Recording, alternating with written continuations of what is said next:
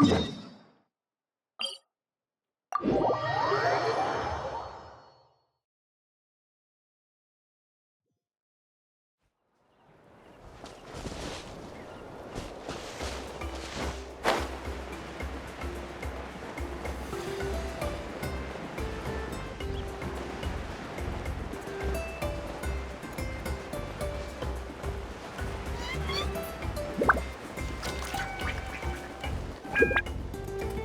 Alpha says that T'Pol's from the Children of Echoes.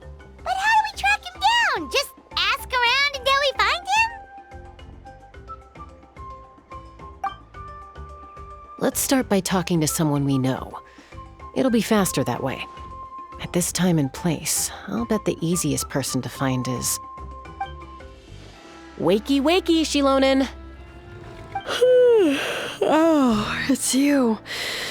Okay, give me a second. I'll come down.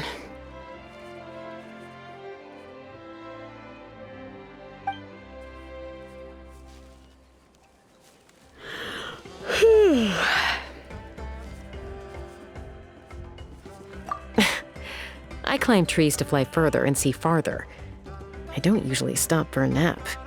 Well, we're not all like you. Always full of energy, even after flying around all day. Yeah. So, you've come all this way and interrupted my precious nap time. Might I inquire as to, why? I'm sorry, Shilonen, but it couldn't wait. Does the name T'Pol mean anything to you? He's a craftsman, apparently. Huh. T'Pol. Yeah, that rings a bell. I think that's Puma's child. Nope, I'm afraid you're a few years too late. Why are you looking for him?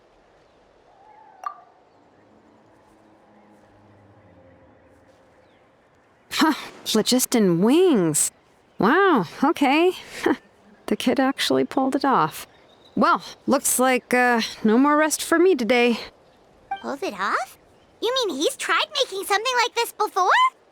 Yeah, he started trying to build a flying machine right after he got back from the Flower Feather clan. So right after he went wingless, then. Was this flying machine anything like the gun you made me? You mean your gun that's harder to tame than the proudest Kukasaur? No, he wanted to build something that allows anyone to fly freely, even if they're not naturally gifted. But he never got very far back then, though. Blew up his workshop a few times and barely made it out alive. I never really kept up with him after that. His parents traveled a lot in their youth and only returned to the tribe after he was born. But they settled in a remote area and don't interact with other people much. Which means most people in the tribe don't know them very well. Your best bet is to chat to his direct family. I'll, go get Puma. Wait for me in front of the workshop. I won't be long.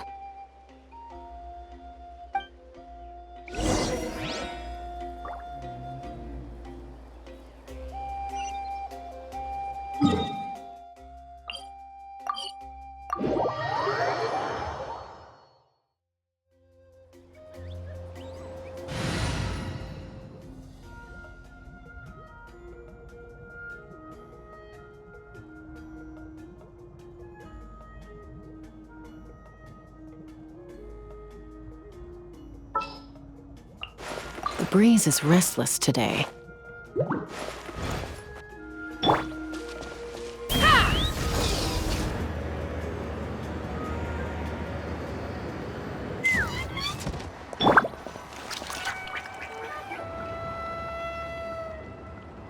I'm back. Allow me to introduce T'Pol's mother, Puma. Hello, we're... Oh, save the pleasantries. I don't want to spend any longer talking about that boy than I have to. Huh? I disowned him long ago. He is no child of mine. All he cared about was his pipe dream of reaching the sky. Oh, we tried to talk sense into him, but he was obsessed. And then when he left us, he spouted some nonsense about building a workshop in the sky to avoid the constant criticism of us ground dwellers. He left his notebook behind. Whatever questions you have, you can look for them in there. I am done talking about him. He's no son of mine.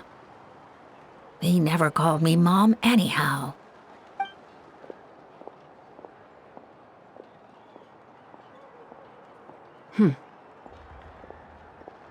Wow, they've really fallen out. Paimon sure wasn't expecting that. Her husband, T'Pol's father, he passed away recently, and T'Pol didn't even bother to show his face at the funeral. If you ask me, that was probably the final straw for Puma. I'll go keep her company. If there's anything else you need, just come and find me. Thank you. Okay, so this notebook is the only lead we got now, right? What's in there?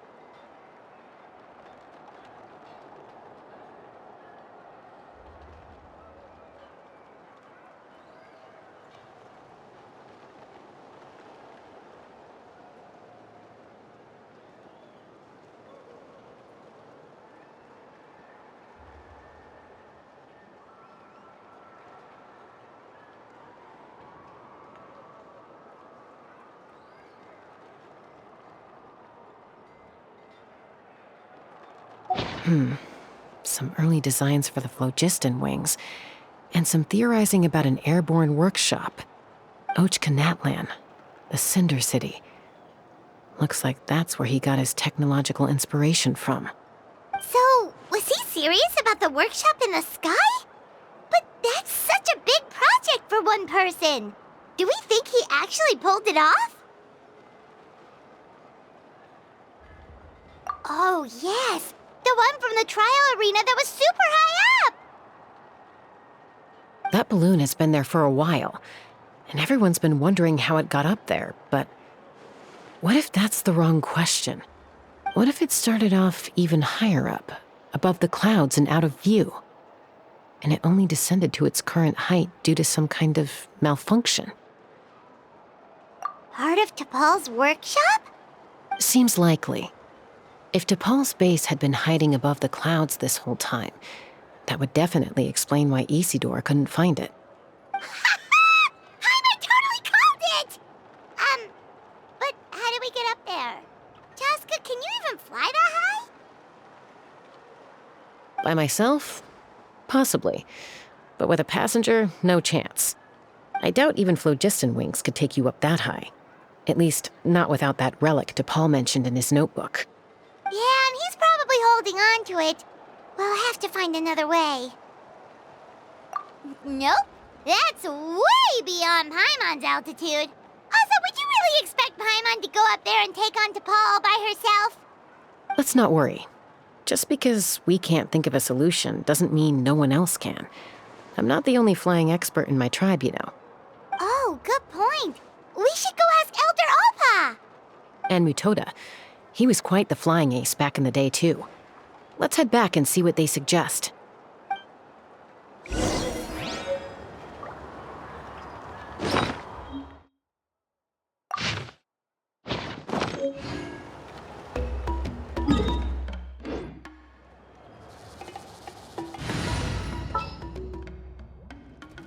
I have high hopes for this journey.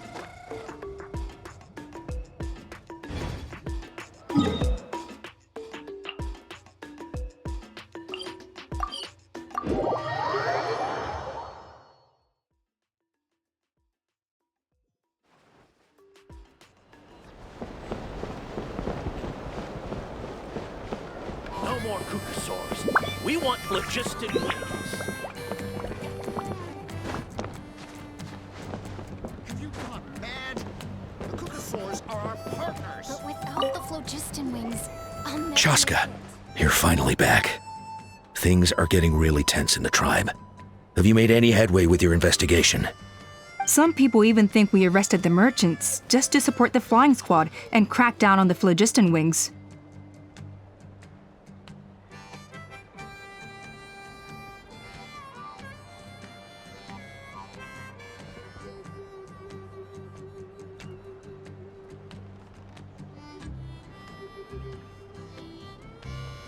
We found some promising leads, but there's a major obstacle standing between us and the irrefutable evidence we need. A relic from the Cinder City? So Khan's still managing to sow discord, even after all these years. An airborne workshop and a hot air balloon above the trial arena. And that's where you're trying to get to now? Neither phlogiston wings nor a kukusaur can take you that high up. Do you really think that's where T'Pol is hiding? You know what? There might just be a way. Really? Do you still remember those spouts in the arena? When they were all blocked, the gaseous phlogiston was trapped and unable to flow. But now, it's flowing freely. If we were to block them up again... You mean all of them except the one at the very top of the arena? To build up the pressure there? Precisely. With all the gaseous phlogiston flowing through one spout, it would create a high-pressure wind current. And then we just ride it up into the sky! Yes, it has its risks, but with Chasca's abilities, I think she could manage it. It's an extremely risky approach, but I agree that it's feasible. If you want to give it a try, check with Inkanak at the trial grounds. She can explain how to block the spouts. Chasca, if anyone has a hope of seizing this evidence from the high heavens, it is you. We want phlogiston wings. You got a huge scar or something too far. Take off my mask and see for yourself.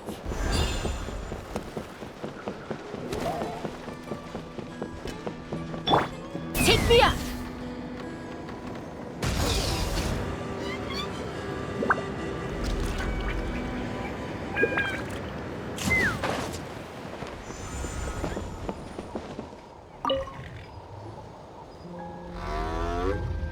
Goodness me, that is a very bold idea. Maybe so, but we have to act fast. What's the quickest way for us to block off the spouts? From a technical perspective, I'd have to advise taking some measurements and carefully planning this out first. But I'm guessing that's not what you want to hear. Then we'll have to take the rough and ready approach. See the solid phlogiston over there? Our prior inspections revealed that some kind of stable structure has formed inside, making it highly damage resistant.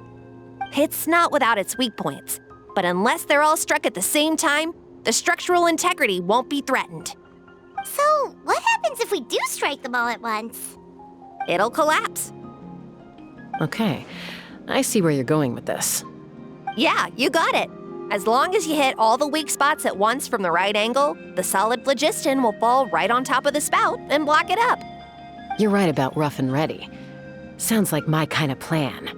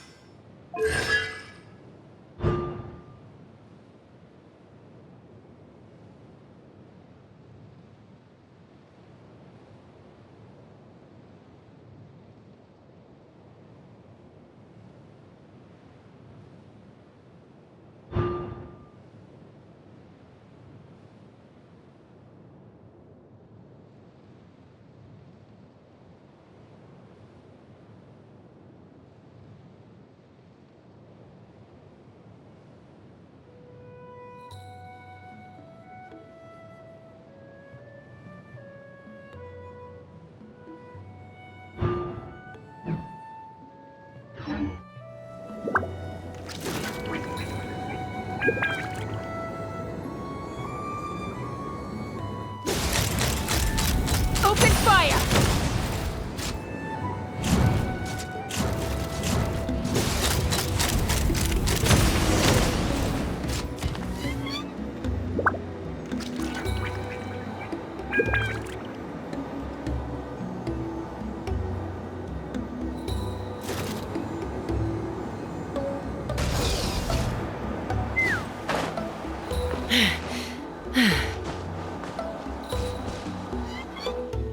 It actually worked! But wait, how are Paimon and the Traveler supposed to get up there? Koya can give you a lift. She's actually been following us this whole time.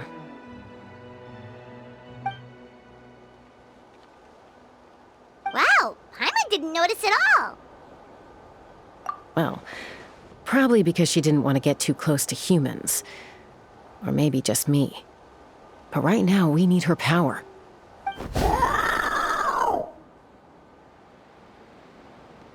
Whoa, you didn't even have to summon her.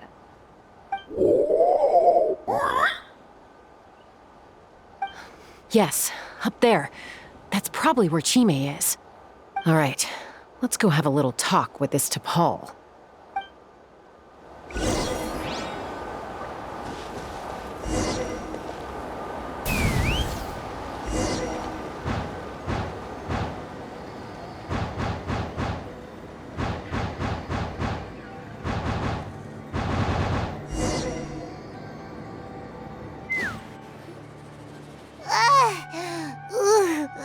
Paimon's never flown that fast before.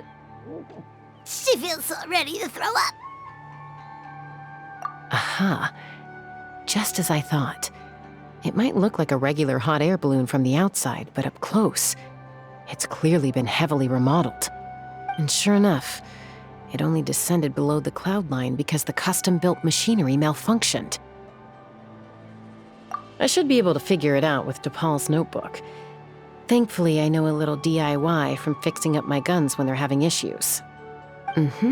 That should just about do it. Now all it needs is a nice hard kick. Maybe that works on your guns, but, huh? We're really moving!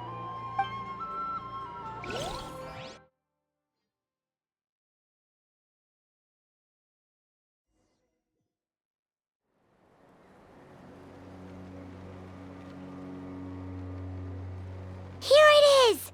The workshop in the sky! Oh, you gotta see it to believe it. Makes you wonder why T'Pol even bothers with phlogiston wings when he has tech like this. Well, according to the notebook, the platform beneath us runs on components from the Cinder City. Those can't be mass-produced. Also, I have some doubts about its mobility after seeing how it moved just now. For someone like T'Pol who dreams of flying freely, this definitely doesn't cut it. But if he's got that relic, he should be able to make a set of prototype wings for himself, right? Why bother making a whole flying workshop so he can mass-produce them? But this doesn't add up. If he's already achieved the power of flight, then he must have bigger dreams we don't know about. But what? With any luck, we'll find the answers in his workshop.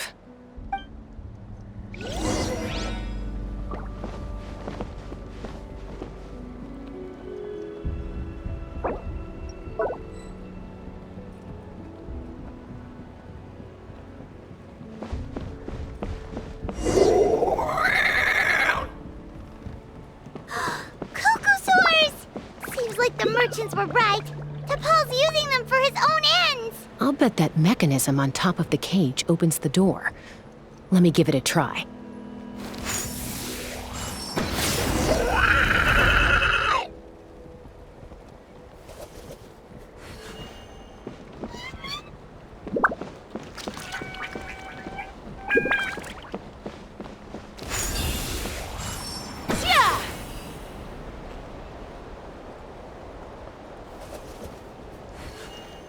Take me up!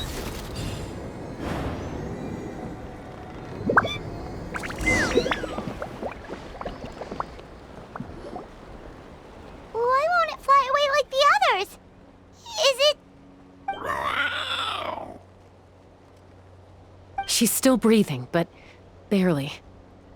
By the looks of it, T'Pol was using these cages to extract phlogiston from the Kukasaurs. Once a Kukasaur is drained of phlogiston, it becomes too weak to move. We'll have to come back for these ones after dealing with T'Pol.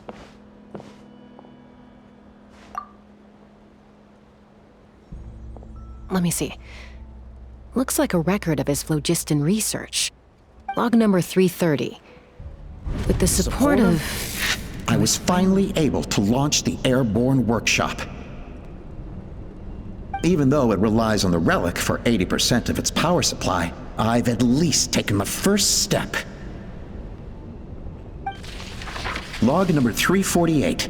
Research on the relic is progressing well. I should be able to replicate the technology and scale up production very soon.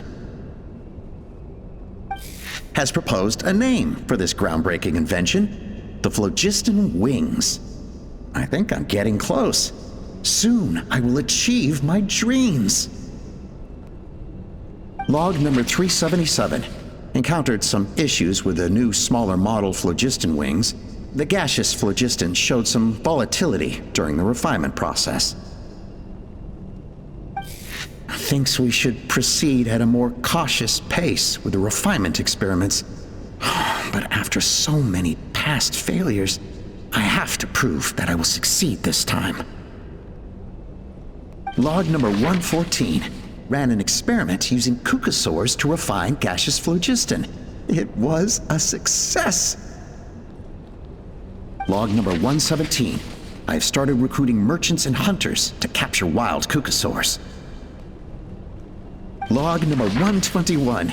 Major breakthrough in the efficiency of phlogiston yield. Huh? So many parts have been crossed out! Yeah, probably the contact he alluded to in his other notebook. Guess he has a benefactor. Did anyone else notice how the numbering system in this notebook suddenly changed halfway through? We haven't got time for textual analysis, I'm afraid. Grab the notebook and let's press on.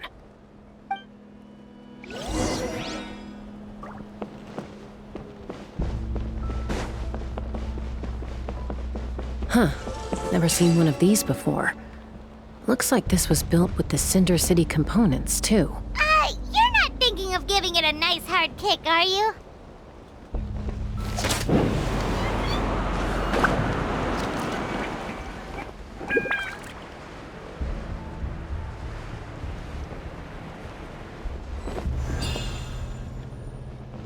Let's fly! Whoa! What's that mechanism doing? It's asking for a nice hard kick where it hurts. Aim for the weak spot.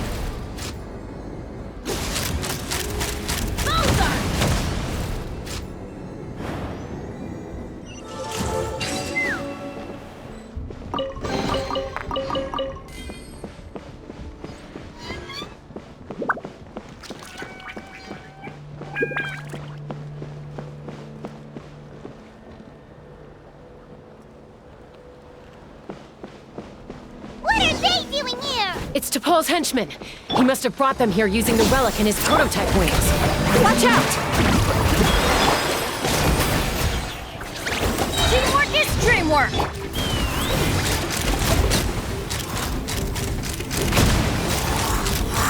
Open fire!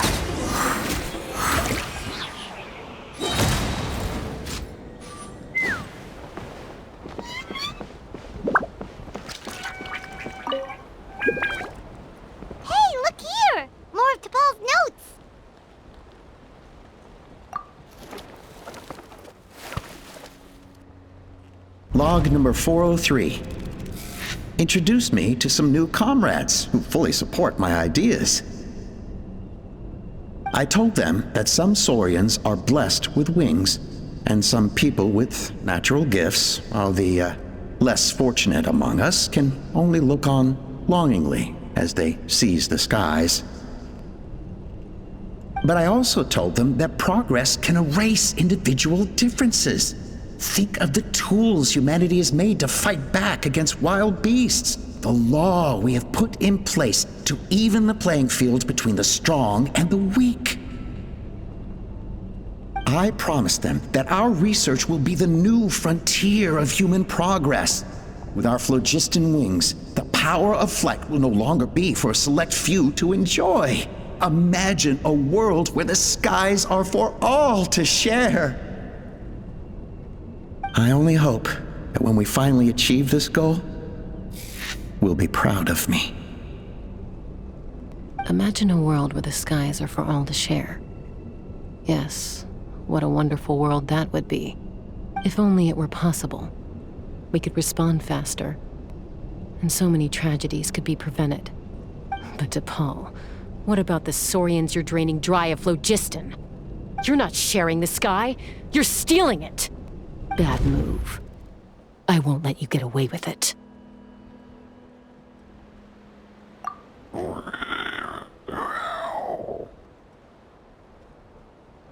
I'm fine. Let's keep moving. I don't think we'll find anything else here.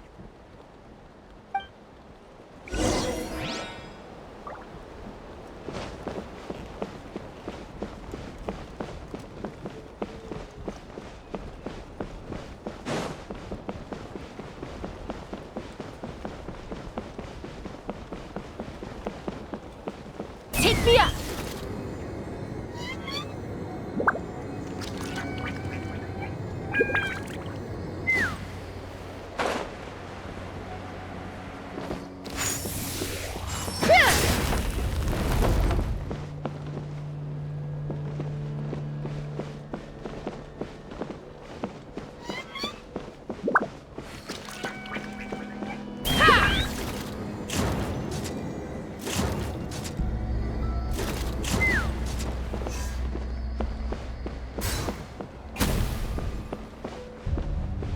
Let's run!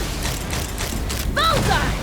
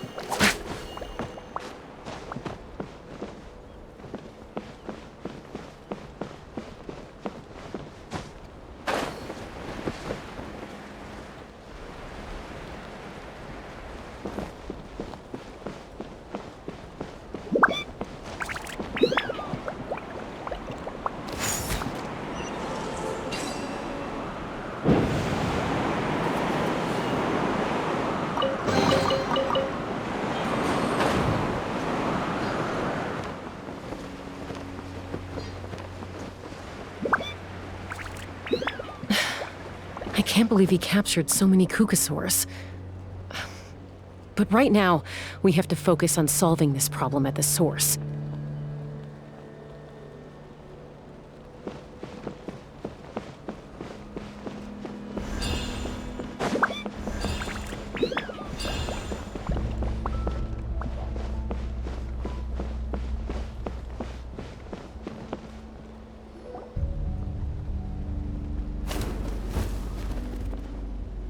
Looks like we've reached the center of the workshop. And still no sign of Koya's baby.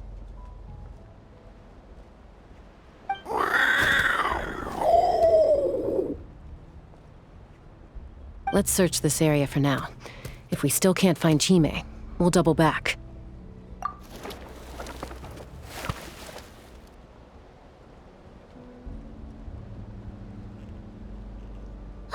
Chasca, Traveler, come quick! What is it? Did you find Chime? Not yet, but look! It's another one of T'Pol's notebooks! All right.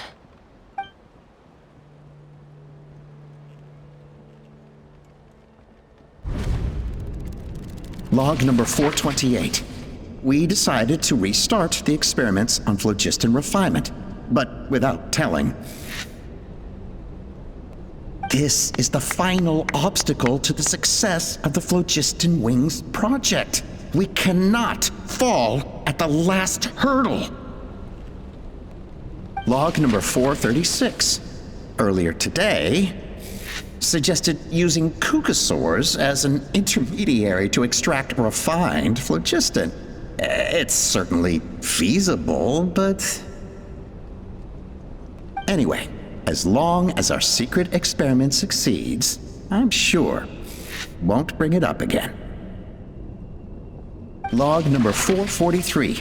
We will conduct the experiment tomorrow. But birthday is coming up, so hopefully we'll have a birthday surprise for her. Log number 444. Huh? Why is this log empty? I guess whoever wrote down the log number was prevented from recording the results.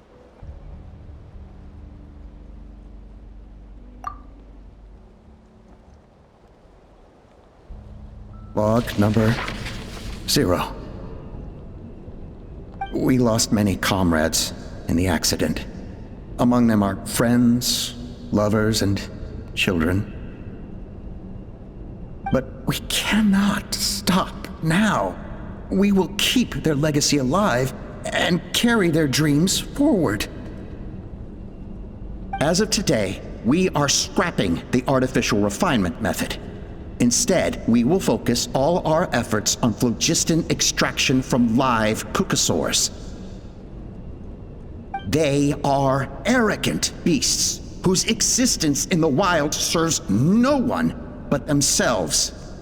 Their true worth lies in their sacrifice for the sake of human progress. To facilitate our operations, we will gradually move the airborne workshop closer to the Flower Feather clan, even as we continue to expand it.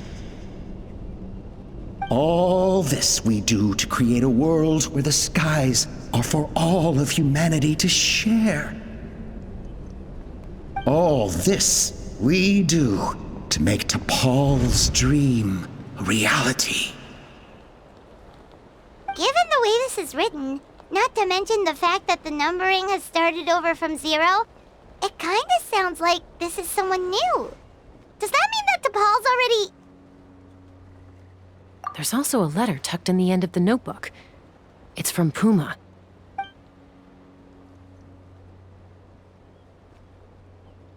T'Pol, I don't know where you are right now, so I don't know how to reach you. My best bet is to send this letter to the Flower Feather clan. Your father is gravely ill. Oh, I know we've had our differences in the past, but he is still your father. Won't you come and visit him? Please. I know you never liked him and cared even less for me. All you ever yearned for is the sky and your birth mother. But we'll still be waiting here for you if you do come back. This may be the last chance you'll get to see your father. So Puma's not T'Pol's real mom? Huh. Well, she did say he never called her mom, but I might assume she was just venting. We know that T'Pol's father passed away quite recently, and this letter looks recent. By contrast, the writing in this notebook is old and faded. It looks like the real reason T'Pol didn't attend his father's funeral is because he'd long since passed away himself.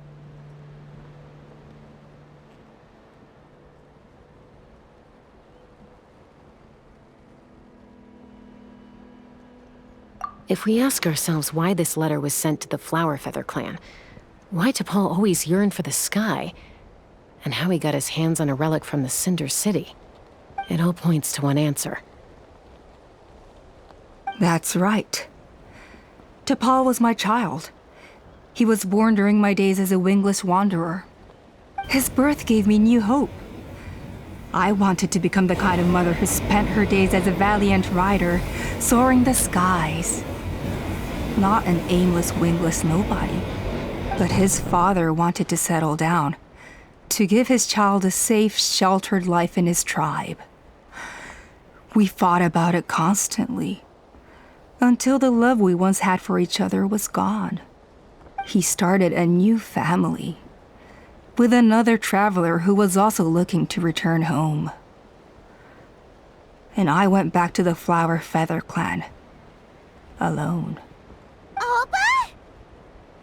I had no idea that despite being raised among the children of echoes, my child still harbored dreams of the skies.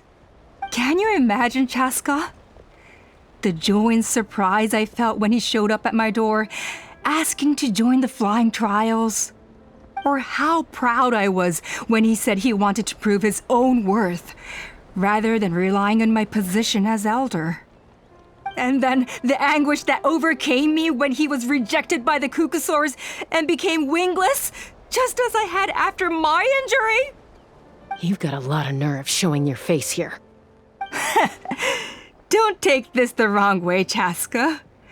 I'm not here for a fight. I just want to talk.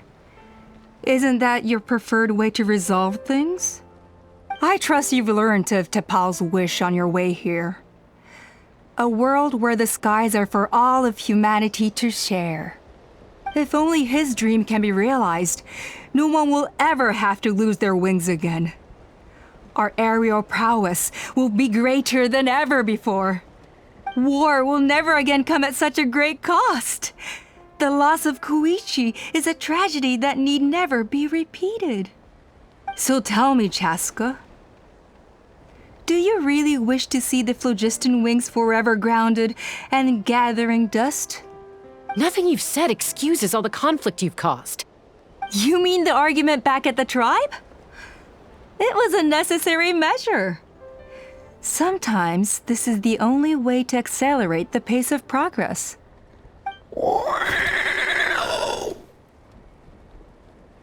Is a mother harming her children when she coaxes them into swallowing a bitter pill? Of course not. It is a brief moment of suffering for the greater good, and the child would come to understand this in due course. The phlogiston wings are that bitter pill. We will never progress as a tribe if we cling to the scraps the Cucosaurs offer us. Once the people have embraced the phlogiston wings, they will never look back. Even if they learn how the refined phlogiston is sourced. They will convince themselves that the sacrifice of a few Cucosaurs is a small price to pay for our dominion over the skies. But this I had not anticipated. I barely had the chance to introduce the phlogiston wings to the tribe before you found this place. Your plan was hardly foolproof. Yet, it can still be salvaged. Chasca, traveler, you are the hope of humanity. I'm sure you have your doubts about my methods, but know that my love for humanity and for Natlan is genuine. You know me, Chasca. And you know that I've always treated everyone in the Flower Feather clan as my own children, as fellow humans. Surely you can understand my perspective. Oppa, Natlan doesn't belong to humans alone. And truthfully, neither do I.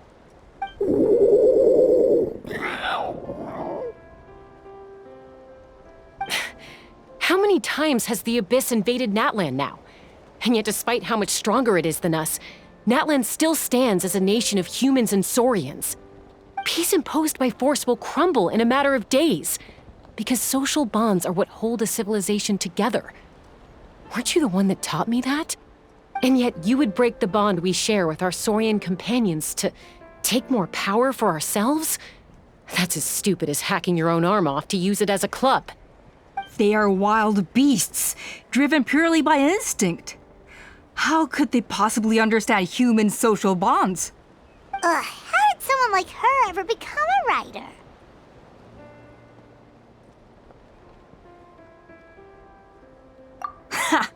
You overestimate them.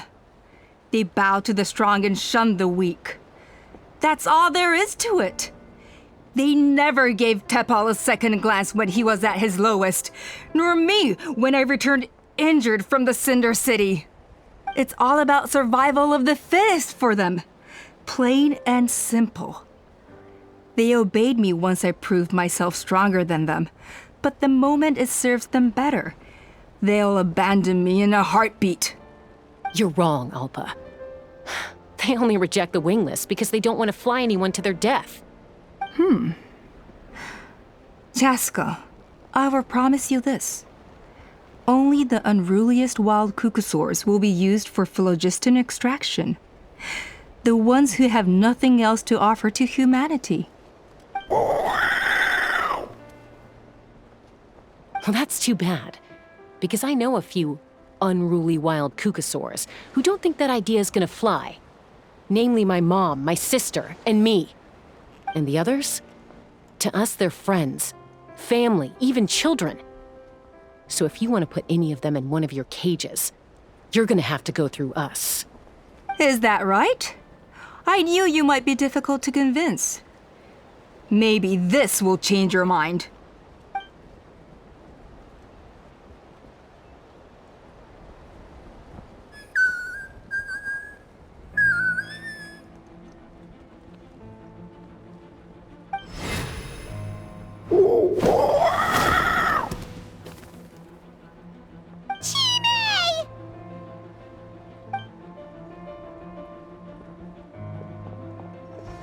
Alpa! Careful! Don't make any rash decisions. Unless you want to see her suffer. Oh no, that's one of the extraction cages! I told my subordinates to take control of the tribe while I was away. Luckily for them, our strongest warrior and our most powerful ally aren't there to stop it. Take control? What are you planning to do with Mutota and his supporters? Merely accelerate their inevitable downfall. They cannot stand in the way of progress forever. It is not the move I wish to make, but I'm afraid you and your friends force my hand. And since you insist on imposing me too, I have no choice but to keep you here until the dust has settled. So that's what you meant by I just want to talk. You never intended to negotiate. You just wanted to stall us. No, Chasca. I genuinely hoped I could win you over. You are the strongest warriors we have. Put down your weapons, and I promise you that no harm will come to this young Saurian. I just need you to stay here for the next couple of weeks or so, while my people consolidate their power. Then, I will give her back to you, and you'll be free to leave. As long as the majority supports our vision, even the Pyro Archon cannot meddle in our internal affairs. Your vision is deranged, and the Flower Feather Clan will never support it. You sure about that? Then wait here and see. Time will tell. What do we do? Even if the whole tribe fights back, Mutota's in grave danger! Stop delaying the inevitable! Drop your weapons and get into the cages, now! She's still holding Chime hostage. Is there really no other way?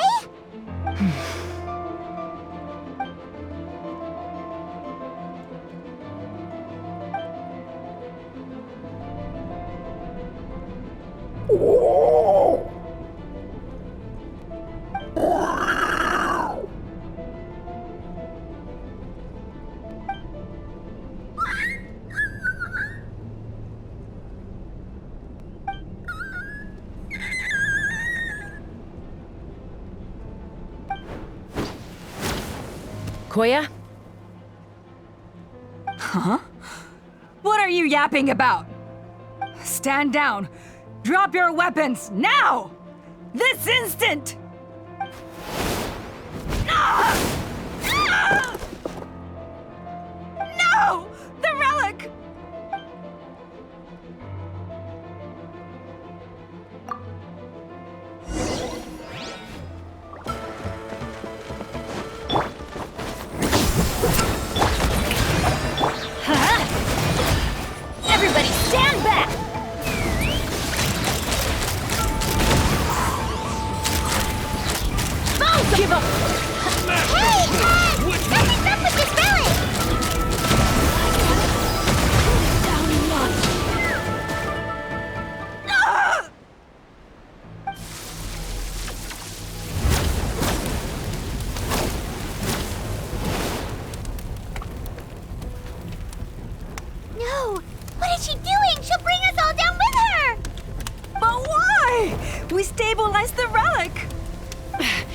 Maybe it got damaged in the fight.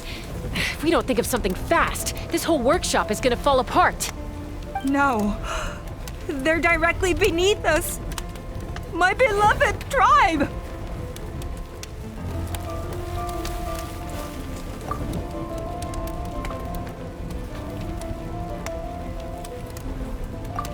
Okay,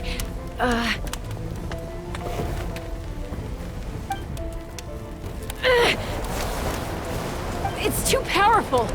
This ain't a toy like last time. I don't think I can just throw it aside.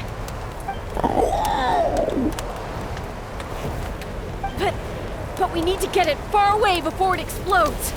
Then the tribe will be safe, and so will this workshop. Koya, remember when we were kids? Come on, let's take this thing high up into the sky.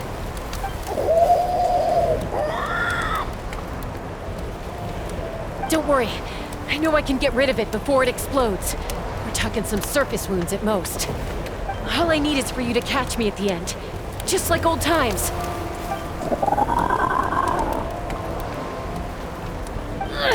I can't hold it back anymore. We have to go.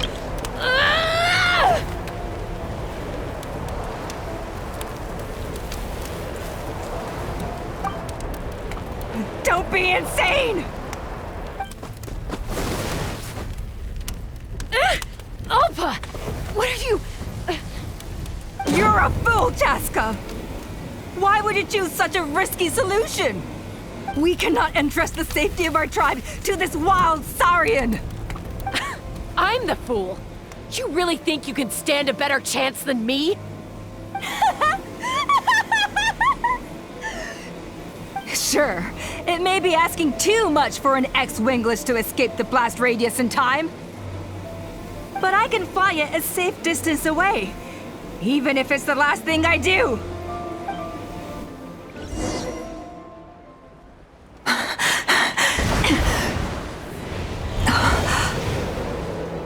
Here, this should be high enough to save the clan.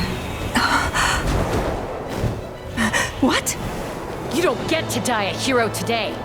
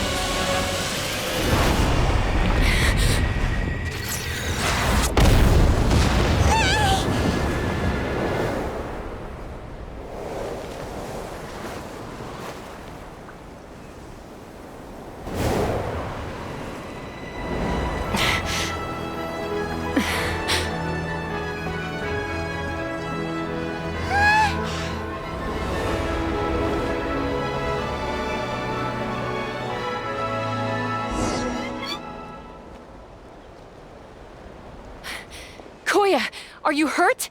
Let me take a look at you. What do you mean, I'm fine? Didn't I tell you to catch me on your back? Why did you try to shield me from the blast?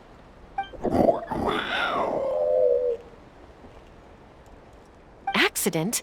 Yeah, right. Seriously, you're as stubborn as ever. Chasca! Koya! How are things looking here?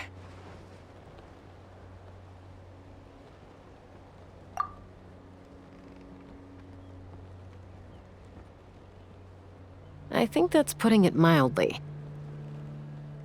I owe you one. Again.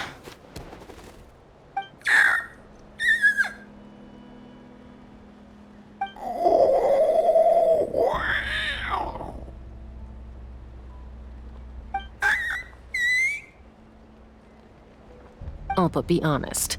Do you still think Kukasaurs can't form bonds? Mom, I'll figure out the refinement problem. I'll find a way. You don't need to worry about it. I just need some more time. That's all I ask. Please just trust me? Just this once.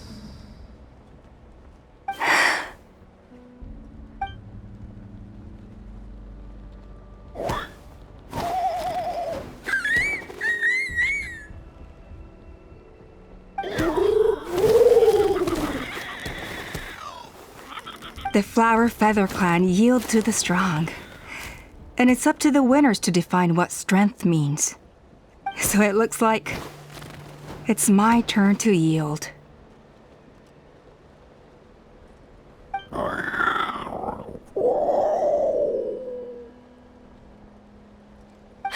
Koya! Koya!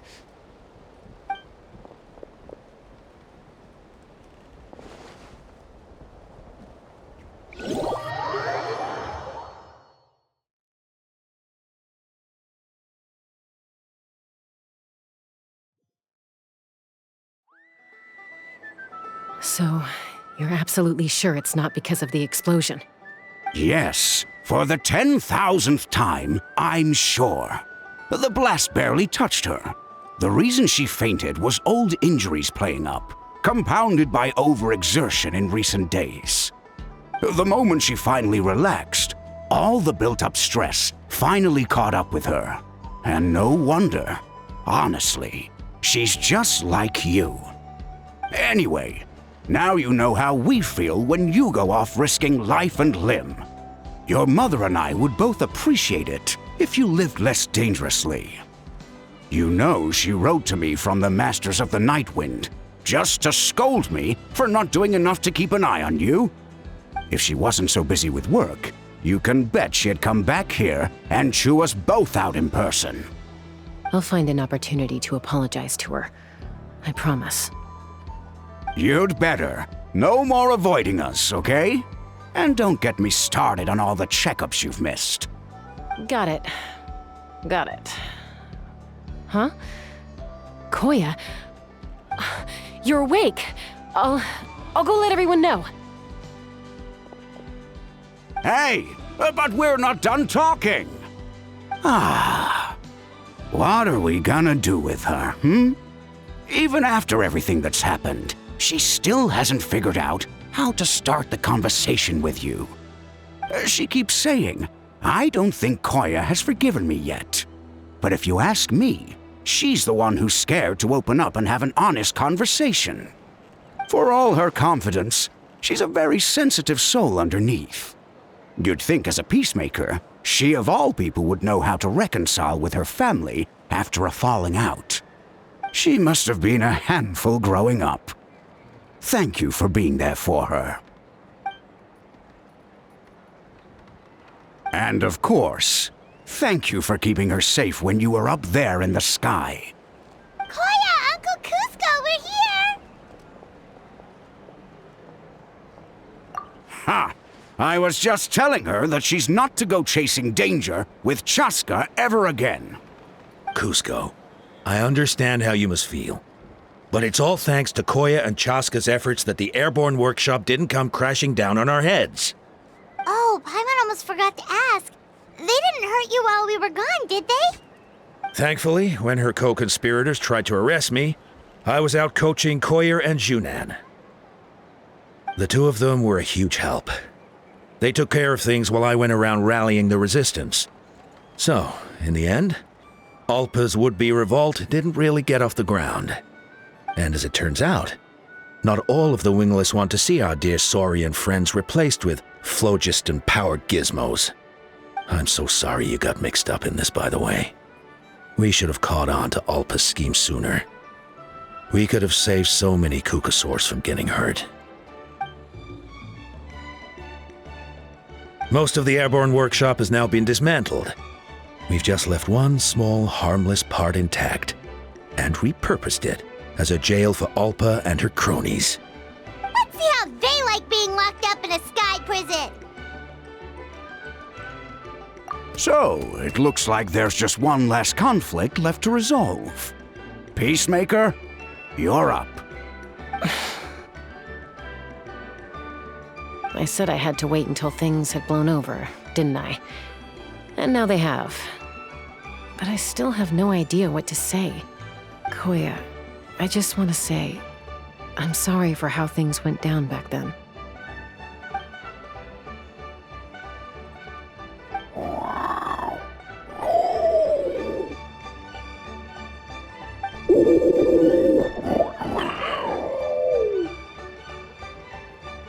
Huh? Does this mean you're not mad at me anymore? There's that family likeness coming through again. But that day, when we ran into each other...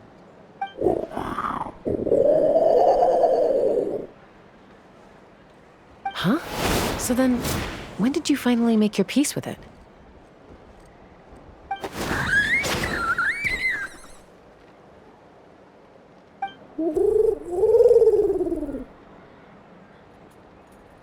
Oh, it's Chime and Chimpu! They're here too!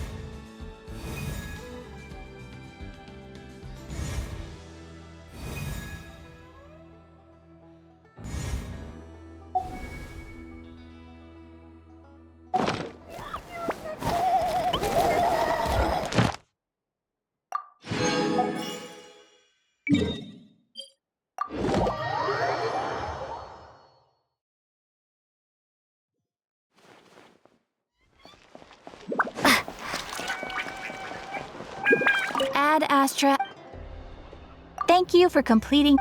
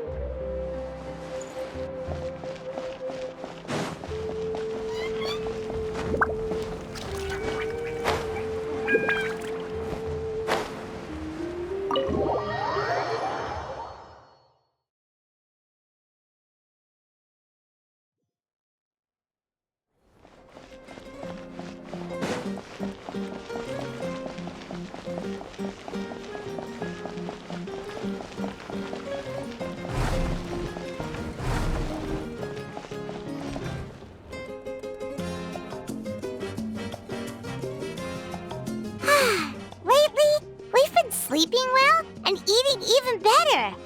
Now this is the life. Exactly! Look, Paimon's tummy is so stuffed. It's all round and plump now. And now it's time for some rest.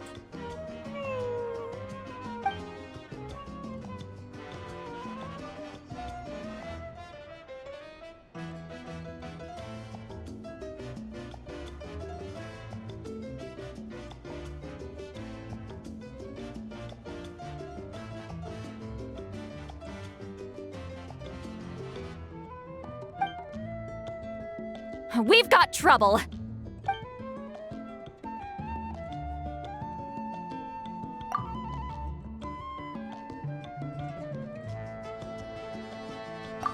Cut that out, it's serious. What are you doing sleeping this late? Who are you, me? Come see us in the speaker's chamber once you've cleaned yourselves up. We're waiting for you here.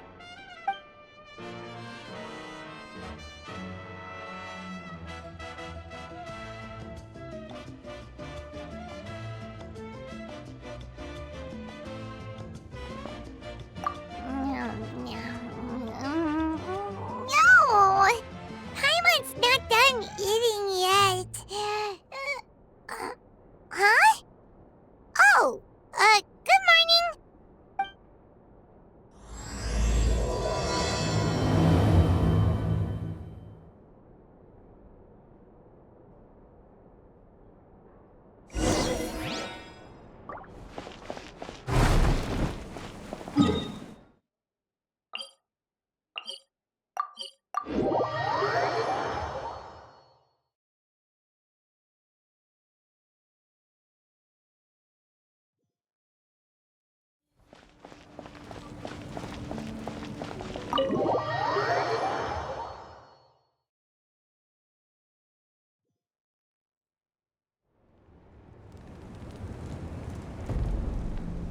I wonder if they've eaten.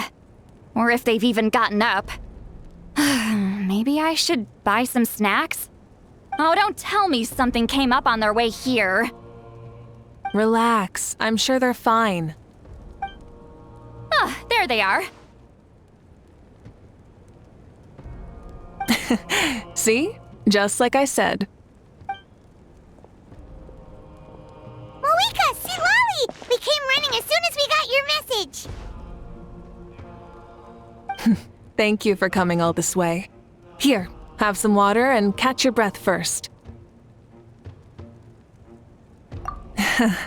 Well, you could certainly say that. I'll let Lolly explain. Strictly speaking, I'm just passing on something I heard as well. Basically, the Wyab passed a truly shocking piece of news to me through the smoke last night. You're aware that Mavuika's not the first Pyro Archon, yes? On occasion, there were those who lived longer than an ordinary human. Not unlike my situation. But all in all, the title has changed hands many times. And now, the Wyab have sensed a special surge within the ley lines. A truly ancient soul is about to return to the mortal realm.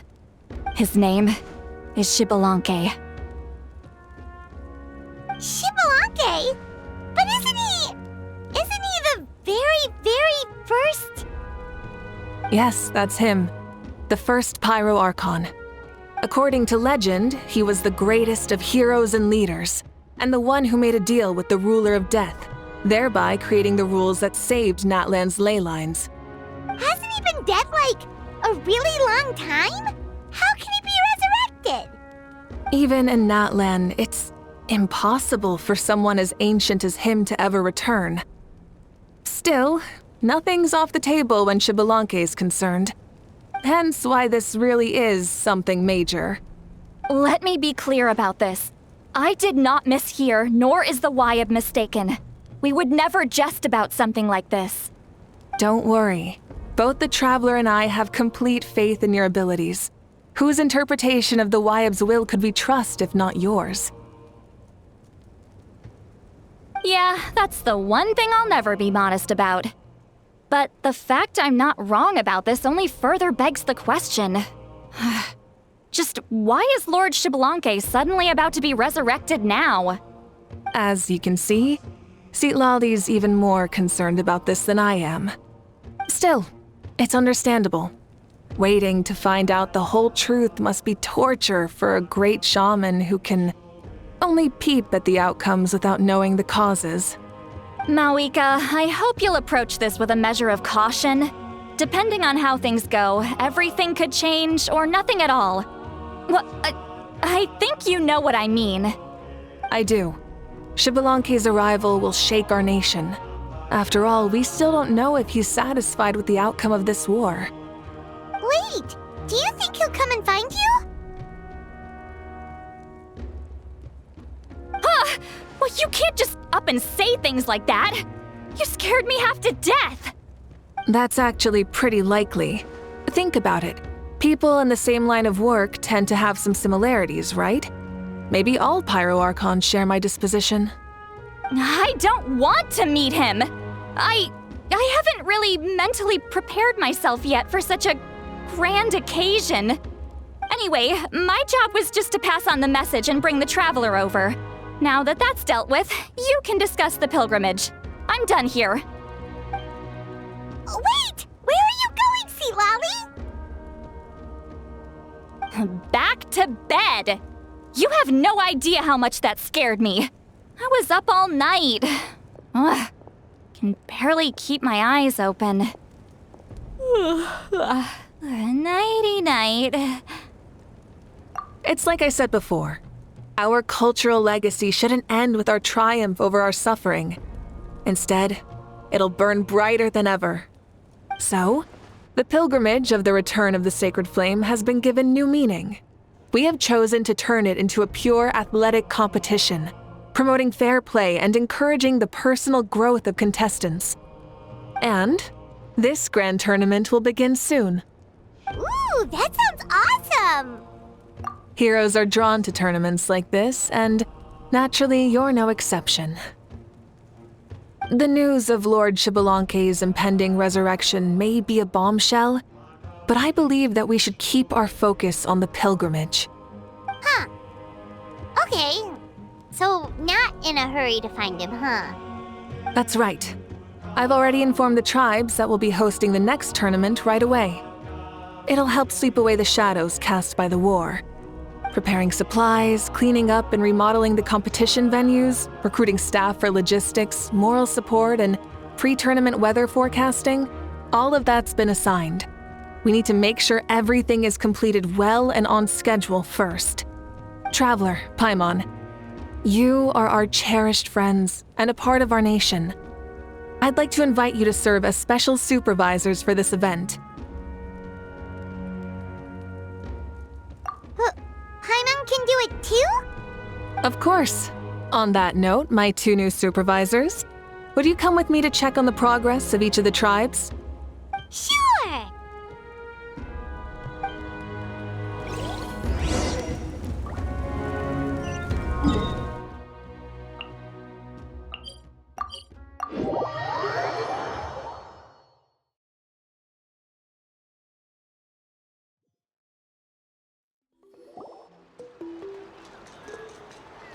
We're here! This is our first stop! Looks like someone's in a good mood. Of course! Paimon's here as a special supervisor this time! It's only been a few days, but Paimon's back and cooler than ever!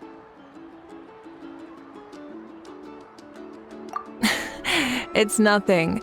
We've got a long road ahead, so it's good that she's so motivated. Pretty much all we need to do is talk to everyone and confirm how the preparations for the pilgrimage are going. Hold on a sec. Take a look over there. See that? It's someone's fishing. It's them! It's a quartet, you insolent ignoramuses! A quartet! How dare you treat the almighty Dragon Lord like a subhuman! If anything, I'm superhuman! Wait, no! Draconian! Why, hello there, Ahau. And you three? What are you up to? We're fishing, Archon. Mualani says if we're lucky, we might catch someone really special. Yeah, like that punk Xbalanque. He's such a pathetic little...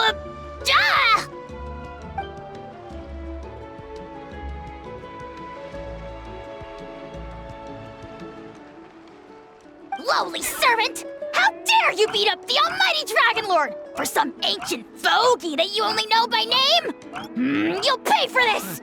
I'll start with some chili in your water skin. Ah, so you've heard about his impending return. Did Lali mention that to you? Oh no! Why is Xbalanque coming back now? Did we screw something up? We couldn't have, right? But what else could have alarmed him so much? Wow, that sounds just like her.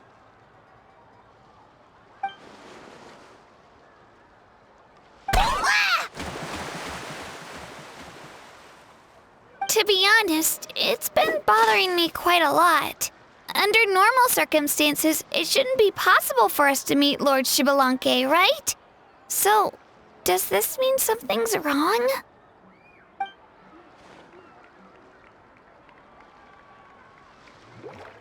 Hey, we've got a bite! Help! Help! Something's pulling on me! It's what's going to save your life! Are you having leg cramps? Help! Hold your breath for now. We'll get you out right away.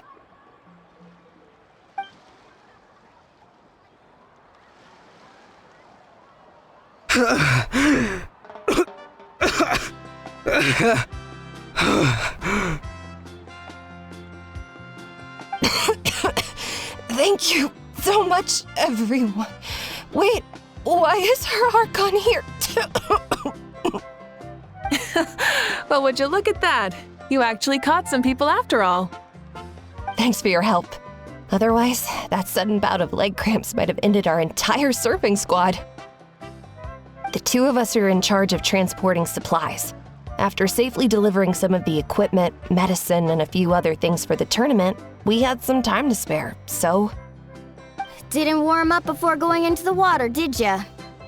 Thank you. Thank you so much. We'll, leave you to it then. We'll never forget how you saved us. We know you're busy though, so no need to worry about us. We'll see you around. Well, you gotta give it to Mualani. When she wants something to happen, then it just happens. Then it won't be long before she reels in Xbalanque himself. Now that'll be a wonder of wonders. I was just thinking, what if he enjoyed swimming like the rest of us? It's easy enough for anyone who loves the water to end up here, so might as well give it a try. It'd be a great chance to say hi to him. I used some commemorative badges for the stadium as a special bait. He's never been to present-day Natlan, so it'll all be new to him. I'm sure he'll be thrilled. And before you say anything, anything's possible. On the off chance this'll work, it's worth a try no matter how unlikely it is. Just like playing the lottery. Well, what about you then? Given your personality, isn't your continued presence a testament to the power of friendship too? Ha ha! She saw right through you, my foolish lackey. Silly, naive child. Now, witness the scorn of Kahula Hat! Ow!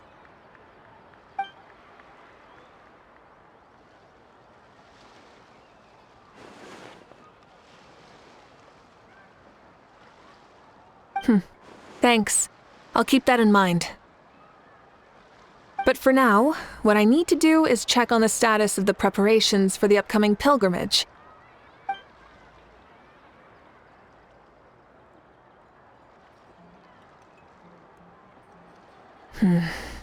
Seems like the people of the springs have done a great job.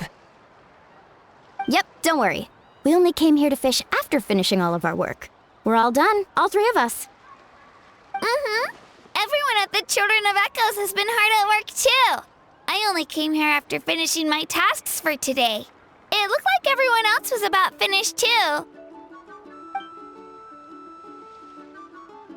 Huh. Now that's efficiency. I trust you. Well, looks like we won't have to make the trip to your tribes then. Everyone, this iteration of the pilgrimage holds great importance to Natlan as it is now. We must pull together and work as one, creating the best atmosphere possible for all our participants. Sure. Don't know why you'd worry about this stuff. You're always so ready to pounce on and fight just about anything. Why, you even dare to disrespect the almighty Dragon Lord! Remind me again, has Ahau done anything besides talk?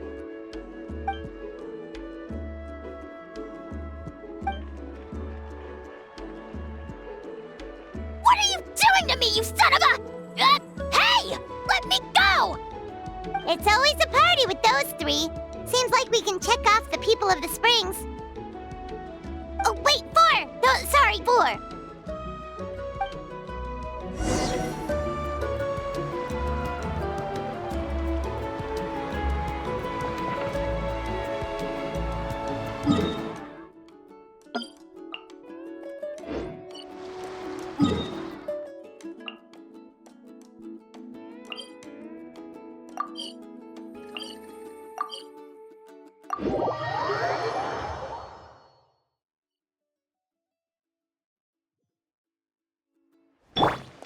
Take me up!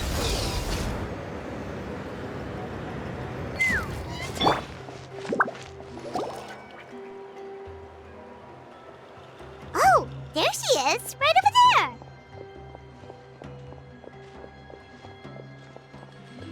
See, Lolly, didn't you say you were going to get some more sleep? Why are you still here? The chief came to me for help just now. Not like I can just ignore someone in need and go back to bed, now can I? What? You didn't tell him that you stayed up all night? I just told him about Xbalanque's imminent return, and told him to be prepared. There was no need to mention anything else. Right! You've still got a reputation to maintain, huh? Can't have people thinking Granny Eatstily would lose sleep over something like this. Now you're making fun of me too, huh? So even children are ridiculing me now. This cannot stand. And you! Do you also think I'm just trying to keep up appearances? And you too! What about you, Mavuika? No, of course not. Relax, Seatlolly. Xbalanque was no ordinary person. He loved this land as much as we do and managed to forge a miracle through the ruler of death. I don't think he'll give us too hard a time. If that's what even the two of you think, then my worrying seems even more unnecessary. All right, I get it. That's just the kind of paranoid old hag I am. That means I can go get some shut-eye then.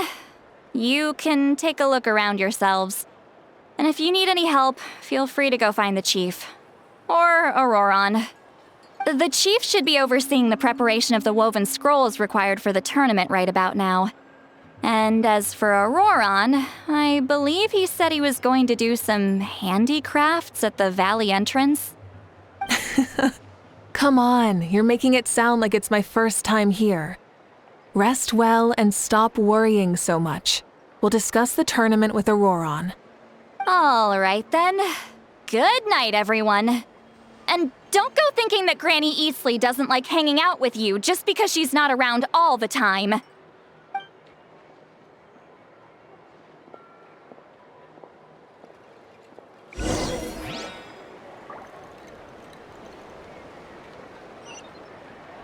Let's fly!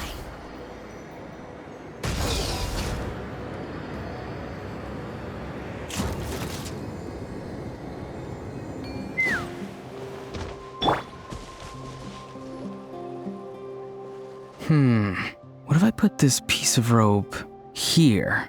Oh, and this wooden dummy. No? Then what about this? No way, bro! That voice. Sounds like Auroron's talking to someone. Let's go see what he's up to.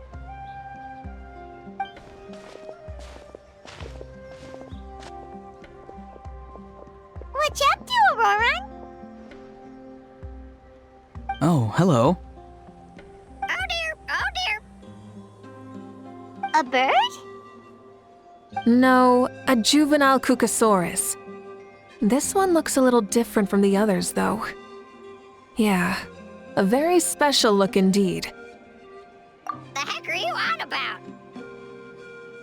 Whoa, he's quick on his feet. That retort was instant. For real now? Do you even hear yourself, bro?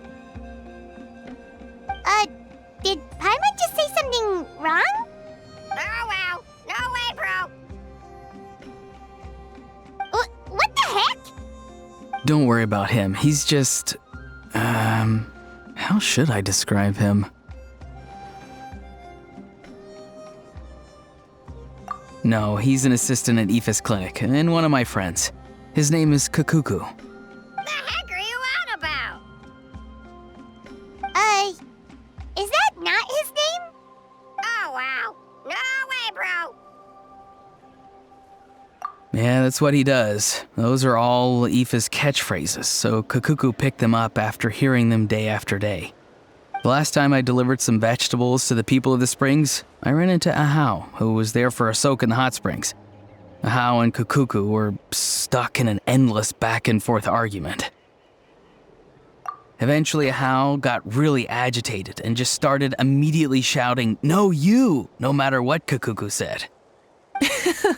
How unbelievably childish. No less than I'd expect of a How. Even I have rarely witnessed things like that. They went on like that for an entire afternoon. Wait, how do you know that? Did you stay and listen to them the whole time? Yeah, I did. It was so dumb I couldn't look away. Anyway, I'm here because I'm trying to capture Xbalanque. Capture, huh? Wild choice of words. Then how about hunting for Xbalanque? Sorry, you're trying to do what now? We've never seen someone so ancient come back to life before, right? So I wanted to see if I could intercept him. See, this is the trap that I made. I've used it before. It's quite good at catching wild animals. Don't worry though. I've already told everyone that there's a trap here, so they won't get too close. See, I've even made a notice board.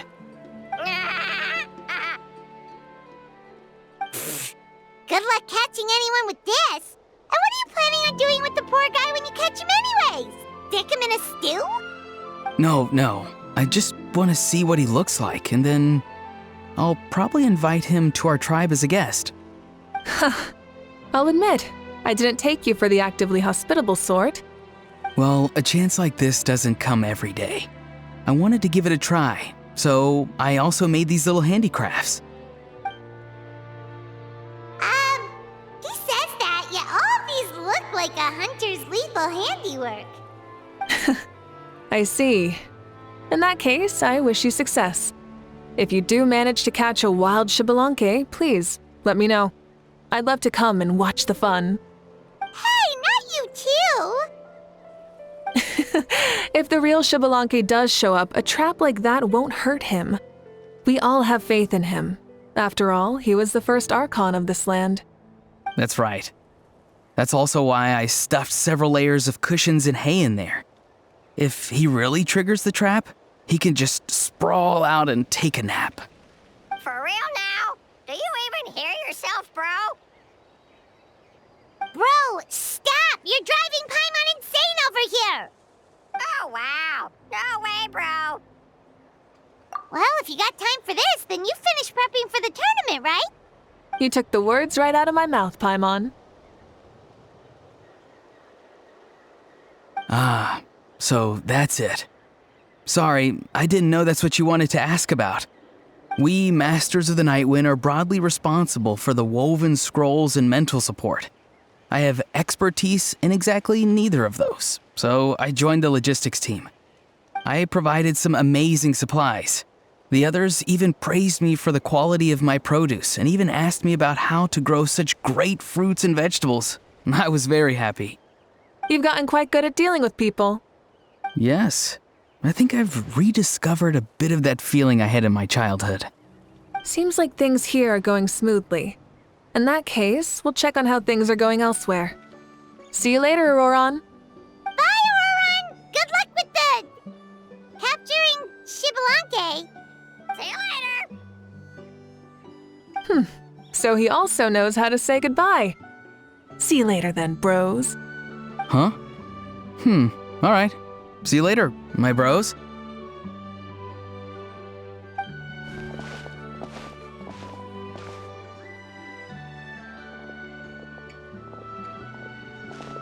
Oh, Mavuika. Oh, shoot. What are you doing here? Shilonen? What a coincidence.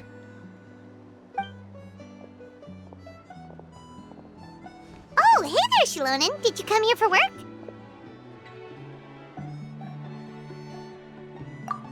Auroron. Did he sell me out? I thought I asked him to not tell anyone that I was here. Nope. He didn't mention you at all. That's so. She's avoiding me. There are a few big pieces of equipment we need for the tournament, and I've been wanting to ask her to make them. I went straight to her place because I was worried she might refuse, but each time there was nobody home, and the neighbors said that she was busy. Turns out, she was here. Wow. She literally ran away from home just to avoid taking work from you. Okay, that's enough about me. What are you here for? Checking on pilgrimage prep progress? Yes, and to see how everyone's doing while we're at it. Still, most everyone we've talked to so far has been pretty interested in Xbalanque. Oh, Xbalanque? Did you just say Xbalanque? Wait, have you been so busy running away that you missed the whole memo about him?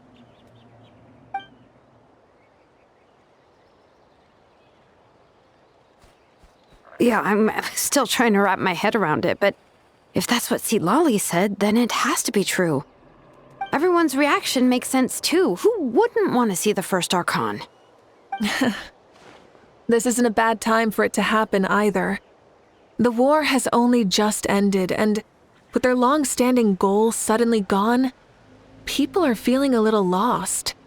I met a warrior from the People of the Springs near the Speaker's Chamber a few days ago. He spent the entire afternoon pacing around the area. I asked if anything was bothering him, and he said that he used to train for battle every afternoon. But now that the crisis is resolved, he doesn't know what to do with himself. Paimon can definitely see that. It's tough when what you've been doing all along suddenly stops being necessary. That's why you want to hold the pilgrimage again, right? To help everyone find a new goal? That's right. We will have competition take the place of ceaseless battle. It'll give us an outlet for our pent-up energy and offer a reward for the blood and sweat we've put into improving and growing. That's the meaning of the pilgrimage of the return of the sacred flame today and in the future. Sounds pretty good to me. I am starting to like this new pilgrimage already. But, how do you feel, Mavuika? About Xbalanque, you mean? It's okay, I guess. Shouldn't you be, a little more nervous? He's our nation's progenitor. You sure he's not coming to just supervise your work? You sound like someone who's finally gotten the chance to strike back after years of oppression. Hey, don't put it like that. All right, maybe a little. It's not every day that someone who could bring you down a notch shows up. I knew that's what you'd think. Don't worry. If the real Xbalanque does make an appearance, then naturally I have my ways to meet him. Really? How? No spoilers just yet. Take a guess. Wait, you have a playful side too? Of course she does. This whole glorious righteous leader thing is just one facet of her. And it's the side of her you've seen the most so far. But... Tragically, this is how my longtime companions think of me. Shilonen's always saying how awful I am. Hey! Don't just put words into my mouth like that. I've only ever said that you can be quite terrible sometimes. Sure, whatever you say. Come on, traveler, Paimon. Let's head to our next stop. Oh, and Shilonen? Now that you've been busted, be sure to stop by my office and pick up the documents I left for you. I wrote down everything you need to do for the tournament. Good night. And she's fallen asleep just like that.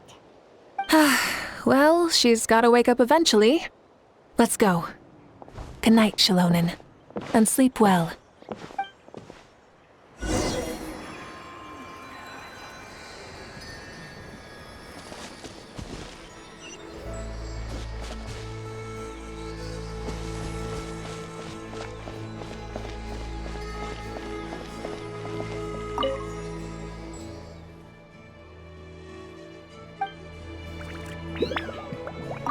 What is it? Do you want to talk about something else? You gotta find someone who understands Saurian tongue to translate for you then. No way, bro! Or transform into a Saurian so they can talk to you. On that note, I'd love to try that one day, bro.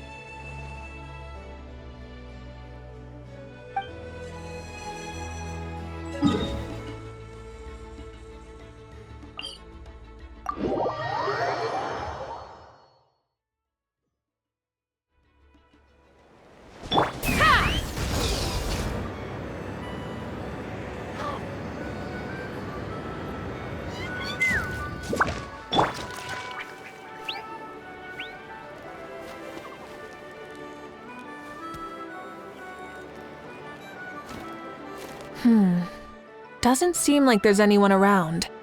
They're probably all out and about. Does that mean the preparations are going smoothly? Of course, without a doubt. I'll be honest, I'm more concerned about how everyone's doing than how the preparations are coming along. The amount of rest they get will directly impact their tournament performance. It's my hope that everyone is eating and sleeping well, so they can enter the stadium full of anticipation. What are you guys doing here? Oh, it's Chasca! It's been a while. How have you been? Great! Things have been good on my end, too. How about you? Same old. Back to the grind. Flying around to break up fights when they break out. Taking walks with my family when I'm free. You know, the usual. That said, I haven't had much work to do lately. I take it that means there haven't been many fights? Yeah, the war just ended, and the bonds between people have grown a lot stronger in the process. Hard to start fights like that. I don't mind, though. More time for me to zone out. I just sit at a lookout point and tend to my weapons. The fresh air is also great for my mood. Sounds like you've been doing well, then. What are you talking about? You should know the ups and downs I've been through better than anyone. So, how have preparations been going here at the Flower Feather Clan? Ah, so that's why you're here. In that case, I'll take you someplace where you can see the situation clearly. Follow me.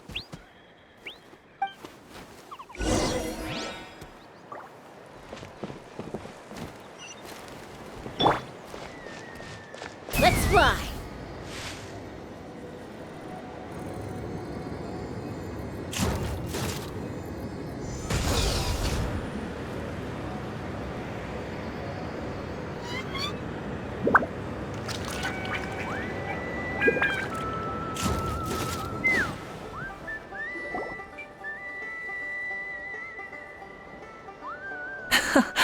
So this is the place you had in mind.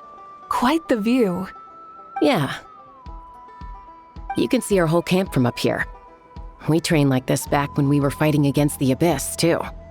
You can see people talking and laughing, some holding boxes, others pushing carts. Even some who are using some kind of special equipment to scan the skies. It's you, Pyro Archon! And the heroes of Natlan, too! Ah, shucks. Heroes of Natlan? Paimon's feeling kinda shy now. What brings you to the Flower Feather Clan? Are you here to check on our work for the pilgrimage? That's right. Everything going well? Please, rest assured, everything is going off without a hitch. Everyone is in good spirits as well. Coach and her students are also here, so they've been helping out. Coach? Oh, is Ian-san here too?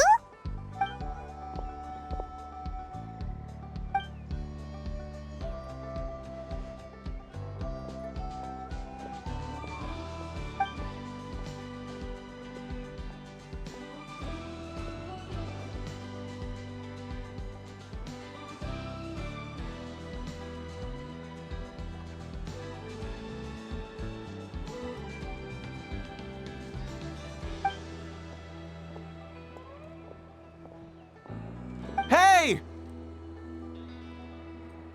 Please rest completely and totally assured that with us here, we'll get all the tasks done on time. No problem and no questions asked.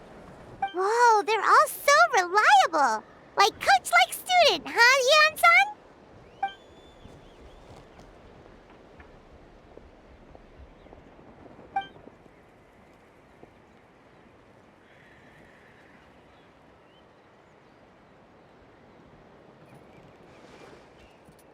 Didn't even break a sweat, you say?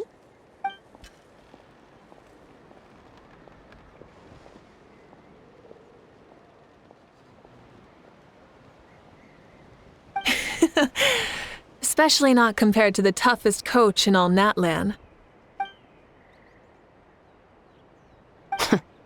And that's why they call you tough. I respect it, though. I doubt I can think of anything that you can't do. Paimon agrees! In fact, after staying in Natlan for so long, even we've begun to feel like there's nothing we can't do. So you think it's something about this place? Yeah, exactly! Now Paimon often finds herself thinking, compared to those super tough battles we fought and won, this is nothing at all! I'm glad you feel that way. It's not often that people can focus on the silver lining after everything that's happened.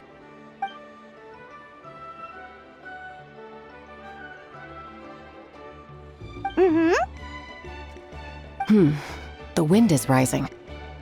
I think I hear something on the air. I'll head out on patrol. Have a nice chat and just let me know if you need anything.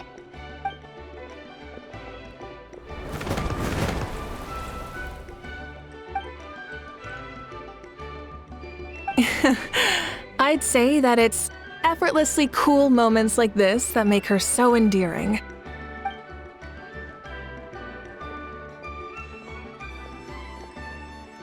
We've already checked up on each of the tribe's progress, and everything is going smoothly.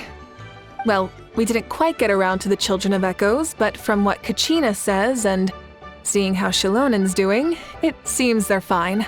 No need to check up on them. So, that's it for the day. The only thing left to do for the next couple of days is persuade Shalonen to finish her part of the work.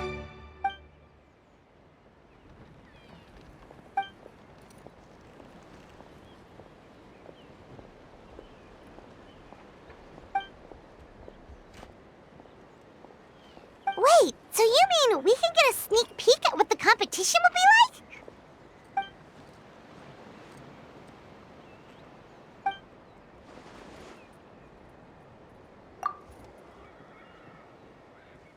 Say no more, or my hair might spontaneously combust.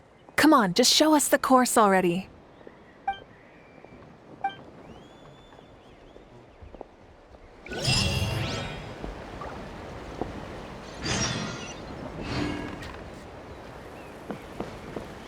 Take me up!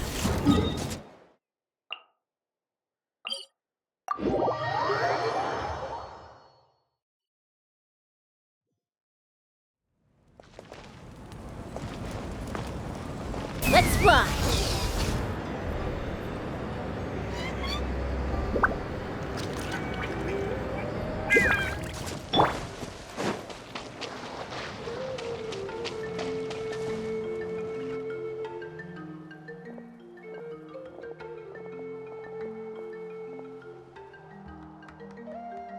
You mean this entire thing? If it's for the pilgrimage, it's gotta be grand.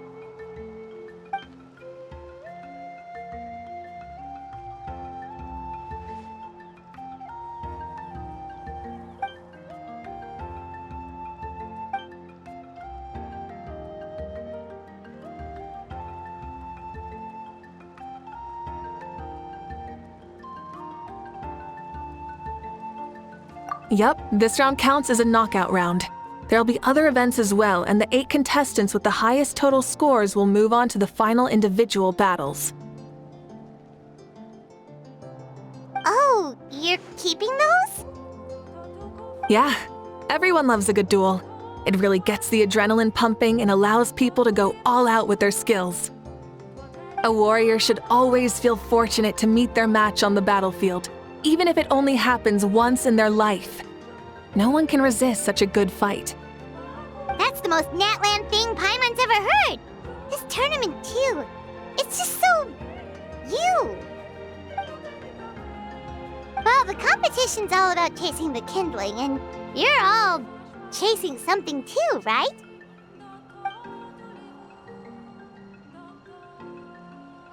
Well, I'm glad you found this helpful.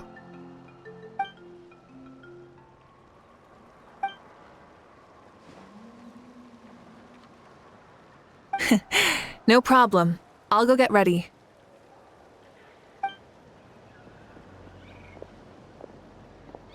Whoa, Mavuika looks so excited. She must really be looking forward to this.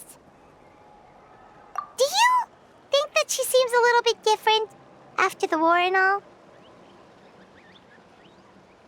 Like, you know, maybe in her sense of playfulness? She seems less serious than before. More willing to just loosen up and have fun. Whoa, you heard too? So, Paimon's right.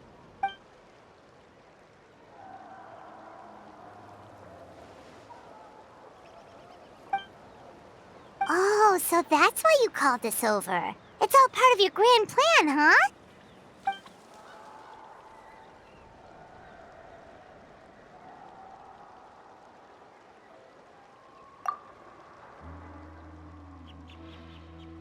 Wait, Coach, what about Paimon? Does she not even get to be a substitute?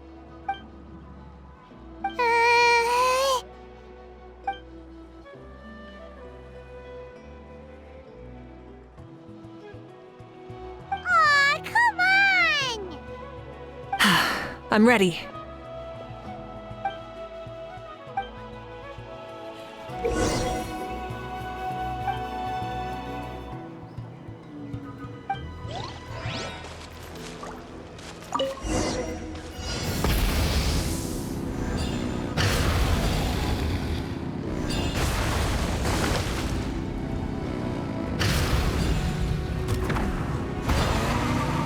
Live commentary, huh? Very nice.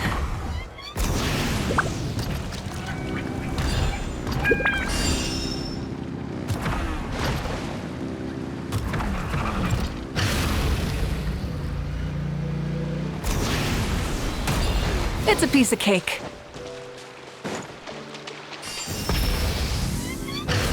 Huh? Did you hear that? Ah! Enemies incoming! Be careful!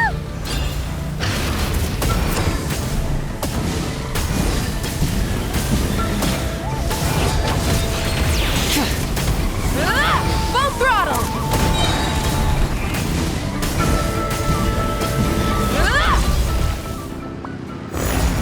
I gotta say, this is pretty interesting. Come on! You said you wanted to challenge people, so look to rise to the challenge!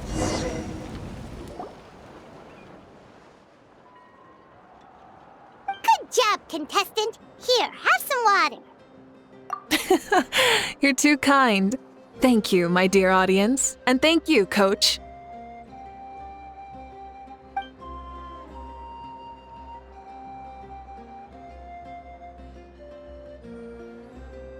Maybe it can't detect anyone under a certain height. Oh, good point.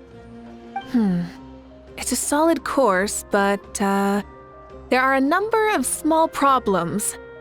For example, take the chase at the start. I feel like it's too short to separate the best from the rest. Why don't you find a few more people to test it out and adjust the distance based on their feedback? Ooh, you're really thorough. And yeah, getting multiple opinions is a great idea. Also, about the vertical section. It's only so-so, and contestants might get dizzy from the sudden change of direction, which might cause some of them to fall if they get motion sickness. Also,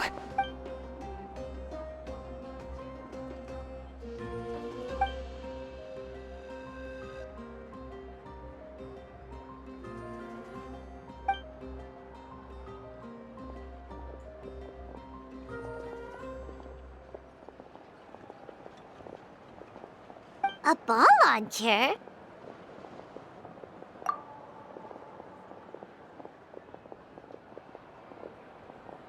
it's been a long time since I saw gear like this. This game can be played by 2, 3, or 4 people, and it's a fun one. Want to give it a try? Great. I'll be your opponent then.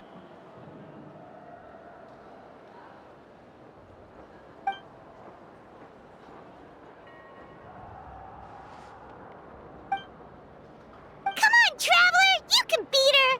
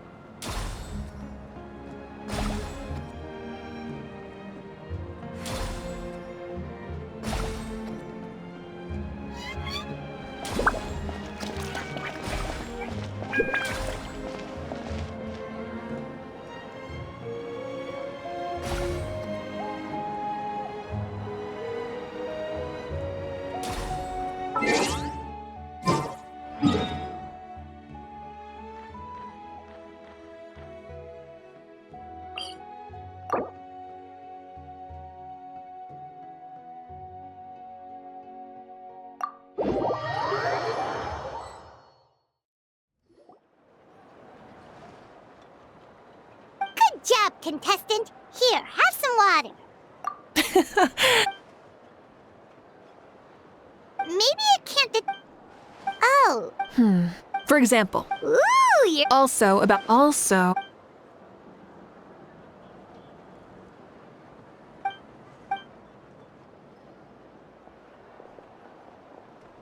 A ball launcher?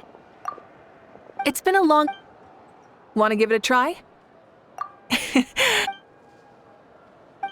on, Traveler! You can beat her!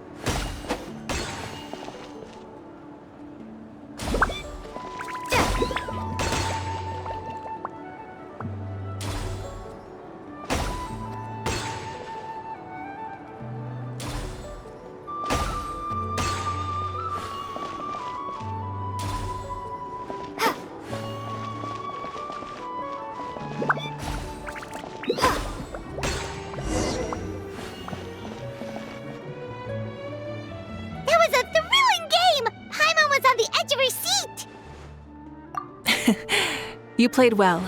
We can play a few more rounds when we have the time.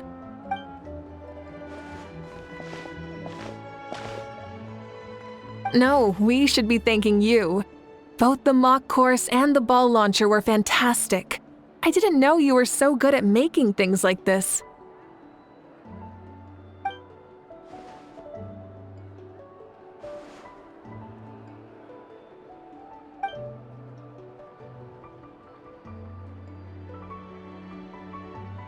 Oh, looks like I also have you to thank for her negative views about me. How much would you say you contributed? 30%?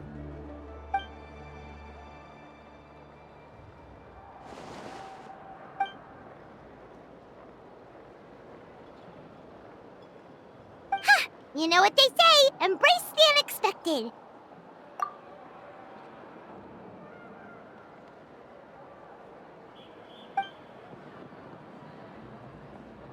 Bye, see you soon!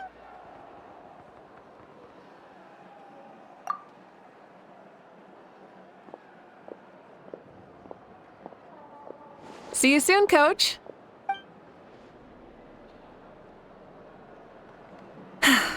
It's not every day I get to call Yansan that.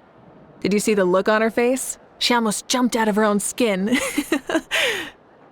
kinda enjoy messing with people, don't you? Really? I never noticed. Anyway, we've been out and about for so long. You must be hungry. Come on, let's go get some grub. My treat.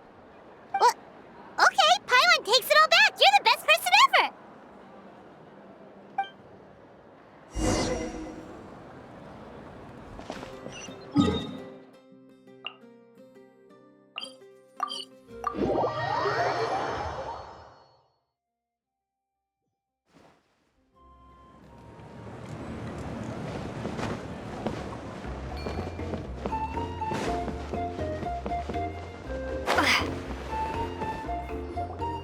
Hey there, boss. I'm here with some guests.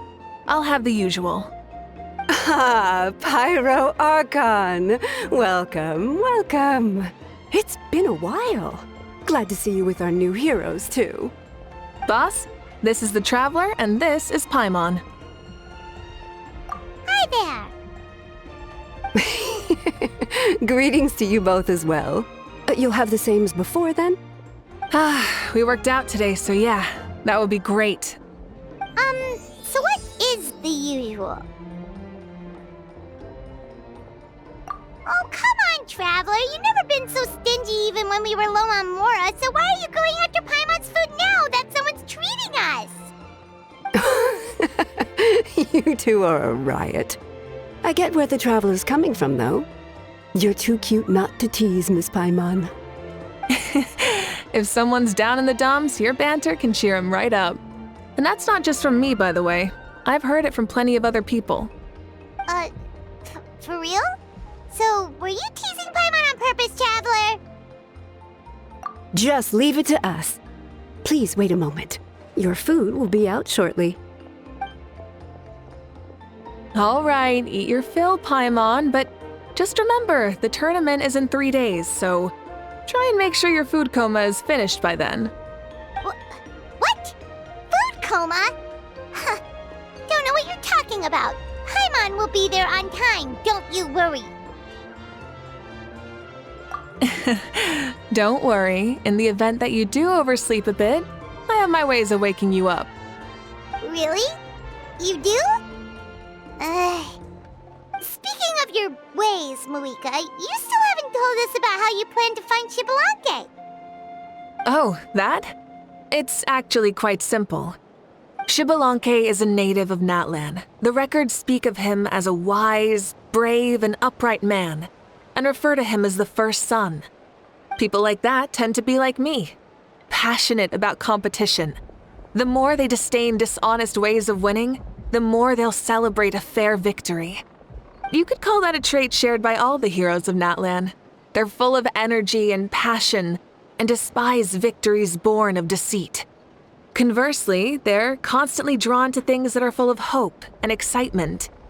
You mean Xbalanque might want to take part in this upcoming pilgrimage? It's not a matter of might. He will. It's precisely because such an important figure will be participating that we must prepare the best tournament possible. Checking in on the various tribes was also to ensure that we'll be prepared to give him a warm welcome. So, all we need to do is to look for him in the stadium on that day. As the first Pyro Archon, he should have no problem running away with the whole competition. But isn't it a bit unfair for the Pyro Archon themselves to participate in such a tournament? After all, everyone else is just an ordinary human.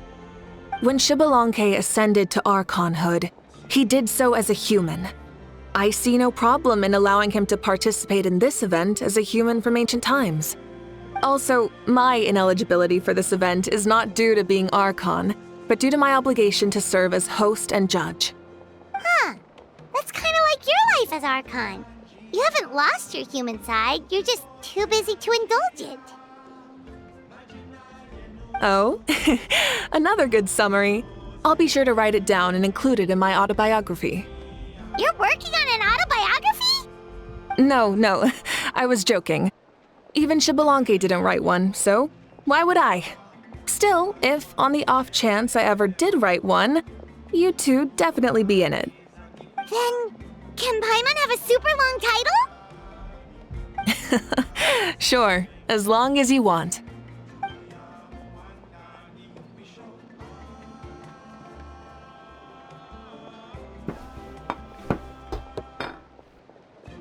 So many dishes and such huge portions too! Paimon spies mountains of meat as well! Wowee! You know this is just a normal breakfast, right? Wait, what? Our Archons always had a healthy appetite. Please enjoy the food while it's still hot. Food never tastes as good once it gets cold.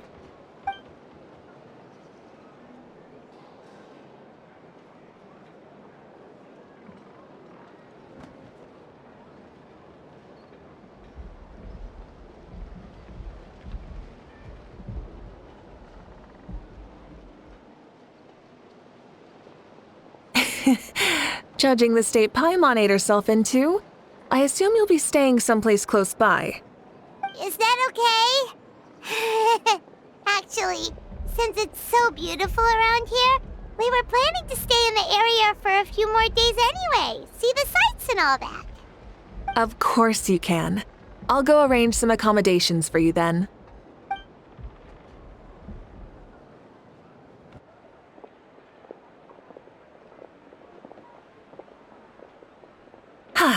All right, I'll leave you here.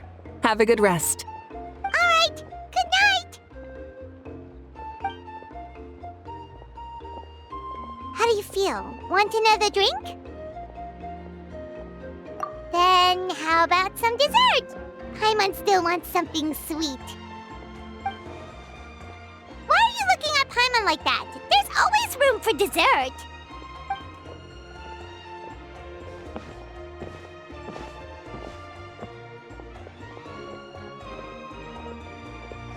Lord Xbalanque is coming back, huh? Oh, I didn't see that coming. Wait, what's that look on your face? Don't tell me you don't even know who Xbalanque is! What kind of idiot do you take me for? I was just thinking about it. I mean, we just managed to defeat the Abyss for good and fulfill the wish of all the citizens of Natlan, past and present, so why is he coming back now of all times? Yeah, if he's here to help, the war's already over. And if he isn't, I just had a terrifying thought. What if he's actually some kind of villain who's come to steal our victory? Isn't that how the novels usually go? What? No, don't be ridiculous. Novels are just fiction. Don't you dare slander our great hero. You're talking about Lord Xbalanque here, the one everyone calls the first son. Also, even if what you said were true, I don't think our Archon would lose. We all saw that one punch of hers. The power in it was like, "Tah!" Yeah, I agree, but I bet Lord Xbalanque is no slouch either. Say, if they fought, who do you think would win? Well, you got me there. Well, as someone living in this age, I've got to vote for our Archon, right? Live in the now, seize the day, and all that. And now that you mention it, a fight between those two is bound to be a terrific one. Huh, what I wouldn't give to watch. All right, enough with that nonsense. It's already super late. If we keep hyping ourselves up, neither of us are going to get any sleep tonight. The way they're talking about the Archons dueling each other almost makes it sound like a beetle battle. Yeah, they really do love their contests of strength here in Natlan.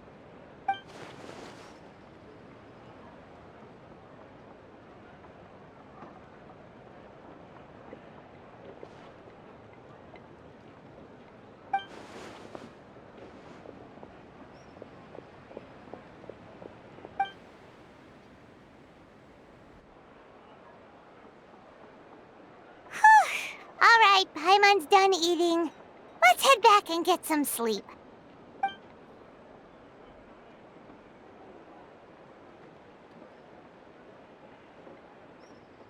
Time sure flies, huh? The tournament's taking place tomorrow morning, so let's get some sleep while we can.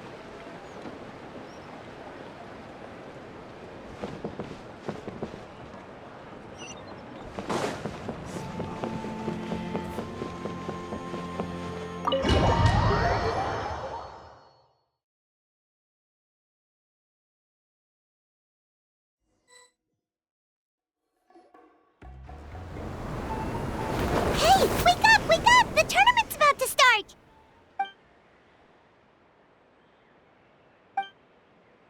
Oh no, we've overslept! Only a little bit, but...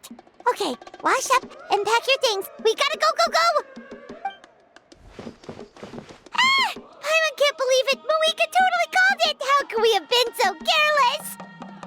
Is this what people mean when they say you get so excited before a trip that you struggle to sleep the night before only to miss setting out the next day? Hey there. How are you feeling? Mavuika, why are you here? Isn't the tournament about to begin? Yeah, we're about to start. I'm here to pick you up. Put on your helmets and get on the bike. Huh? Can we make it in time?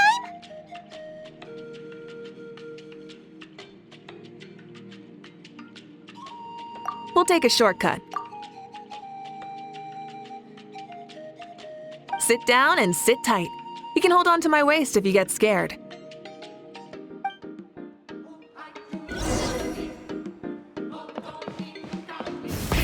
Rev the engines! Woo! We're speeding, right? We have to be speeding! Oh, come on! If this counts as speeding, Mualani would have been arrested a long time ago. Ivan's entrusted her life to you for so long, but only today has she realized just how unhinged the two of you are!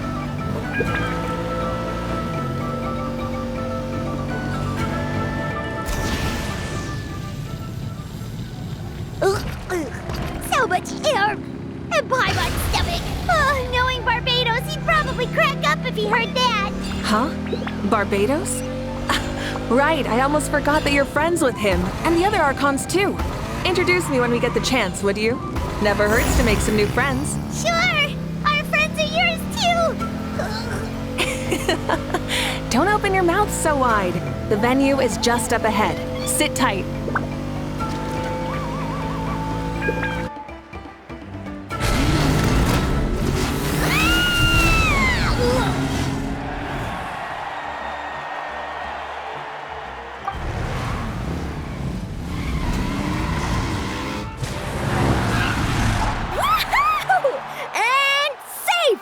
Just in time, too. We won the bet! We won the bet! That's right. Pay up a how. Yeah! Pay up a how! Darn it! How do you like that? A short Flame Strider show to start us off, and to introduce and welcome Natlan's great friend Tumaini. Sure pulled off that stunt pretty neatly. How can you call that a stunt? Wait, what do you mean, pulled it off? That wasn't supposed to be part of the show? Everyone, welcome back to the pilgrimage of the return of the Sacred Flame. Once more, I will say a few words before we begin. Bored? Heard it all before? Not to worry. We're doing things differently from now on. The abyss no longer threatens us day and night as it once did. My comrades, my friends, thank you for your hard work and sacrifice. We have achieved a lasting victory. A new day has dawned on Natlan. Yeah, all right! From now on, the pilgrimage will no longer serve as the prelude to a war waged to defend our land. However, many aspects of it will remain the same. It remains a trial to determine the strongest among us, as well as a stage upon which to showcase your individual growth. Today marks the beginning of yet another legendary saga, one written in the triumphs of the victors.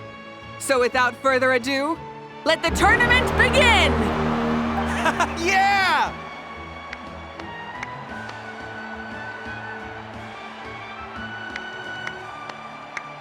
Heck yeah! Who's gonna be the new champion? Now then, you two. You'll be the mobile supervisors, moving with the contestants as they progress, and making sure that everything is proceeding fairly and in good order. Leave it to us! We're the best adventurer and travel guide duo you'll ever meet! Oh, and one more thing. I believe I've mentioned this already, but if you find any leads on Lord Xbalanque, please pass them on to me. Thanks. I'm counting on you. Let's go check on everyone and see if we can find any leads on Xbalanque before things kick off.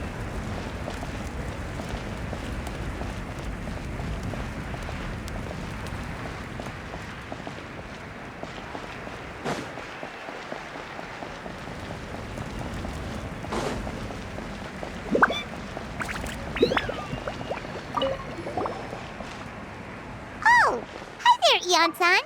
Are you going to participate in the tournament?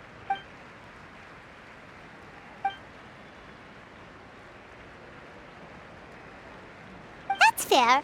Can we ask you something then? You know about Lord Xbalanque's resurrection, right? Have you seen anyone with that kind of aura over here?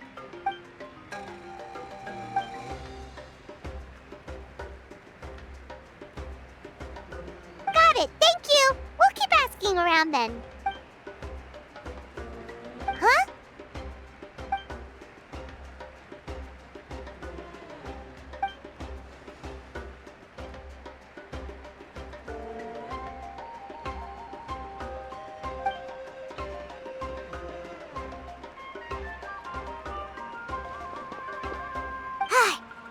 Thank you, Coach. Paimon feels like even her blood is boiling.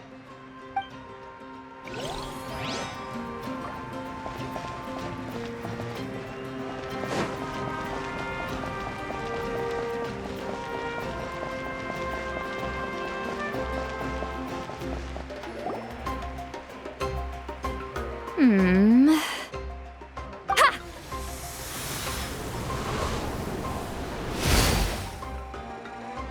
Woo! Oh? Well, hey there, Traveler and Paimon. What brings you here? You... Ugh. I'm not buying what you're selling. The Traveler means it! Still, Paimon didn't think you'd be taking part, Sweet Lolly. Given who you are you sure it isn't against the rules? Though not a violation per se, what it will be is an unpleasant surprise for the youngsters. Normally I stay out of this kind of event. Don't want to put too much pressure on everyone else. But we're celebrating the end of the war here, so I'll give the occasion the respect it deserves. Good luck then! Make sure you show off your super majestic side, alright? Well, aren't you the sweet talker today? Too much syrup on your pancakes this morning? Anyway, thank you both. I'll remember your words of encouragement and do my best. So, what was that? Ha! Thing all about? Some kind of strange ritual? Of course not. I was using my power to search for Lord Xbalanque. To be more precise, I was trying to look for him in the world of souls. After all, I also have no idea what he might look like. Still, nothing so far. But why? He is the first Pyro Archon after all. Isn't it a given that he'll be revived with an unimaginably large amount of power? Yeah, we don't have any leads yet. We'll check for leads somewhere else. Good luck, Granny, and take care! Be on your way now. Oh, and take care of yourselves too. Granny Eatsley will display her dashing self on the competition grounds soon enough.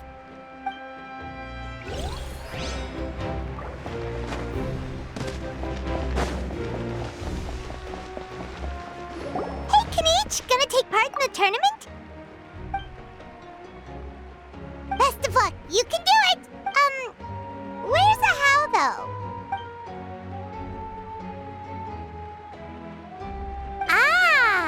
On a different note, have you heard anything about Lord Xbalanque?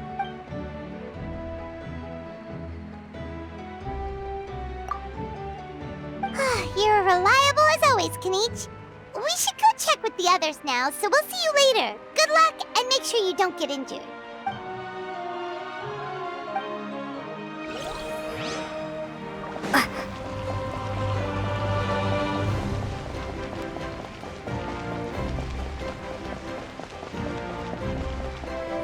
One, 2, 3, 4. 2, 2, 3, 4. How's the warm-up going, Kachina? Feeling good? Oh, hey you two. Yeah, I'm feeling great. Ready to get out there and show 'em who's boss. I'll give it my all. I mean, I don't know if I'll be able to win again, but as long as I learn something from the experience, that's enough of a win for me. Yeah, having the right mindset is everything. Yep.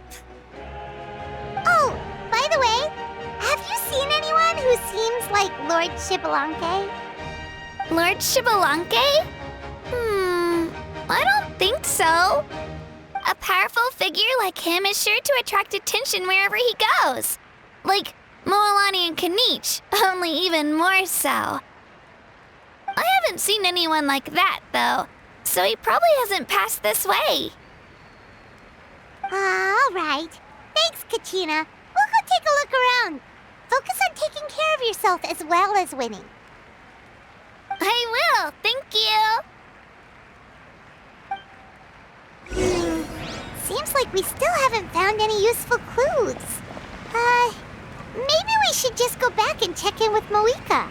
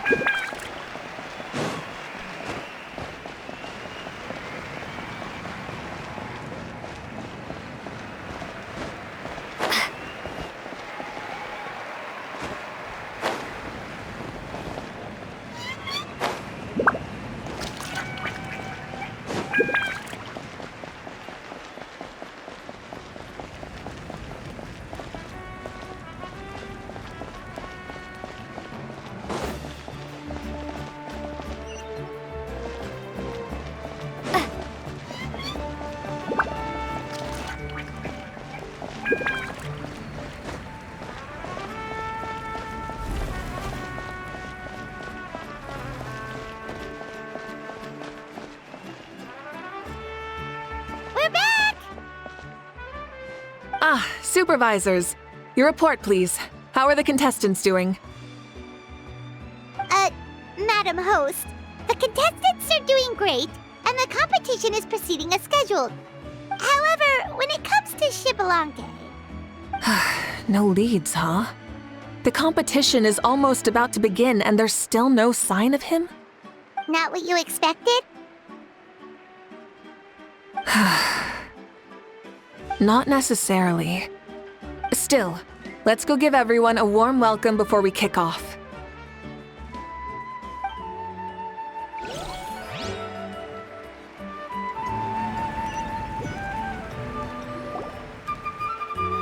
I believe we're all warmed up. Now, take your positions. This iteration of the pilgrimage is the perfect chance for us to bid farewell to the past. Now go forth and soar. Faster, higher, stronger. Become a better version of yourself. Remember what brought you here and keep pushing forward. This tournament begins now! All right. Ready or not, here I come! There's Mualani, a natural sports star. She's not gonna stop scoring anytime soon. I've got this. This round's in the bag.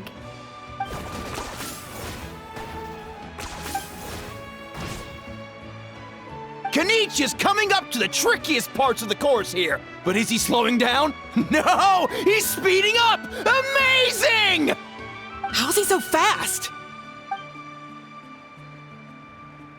The gap between our competitors has increased significantly. Could this mean? Oh! Contestant Kachina has suddenly appeared from the side. This part's rough, but I won't give up. So annoying.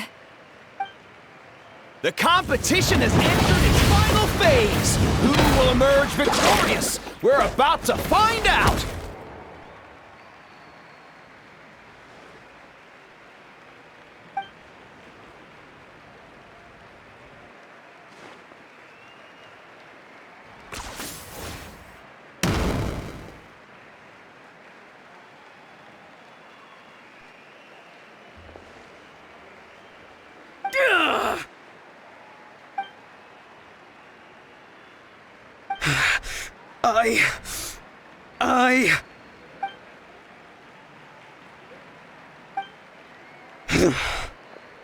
I yield.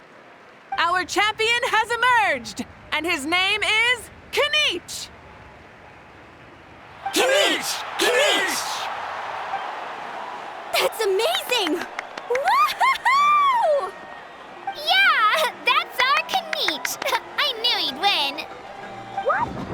So not only is the little punk hard to kill, but he's good at fighting too?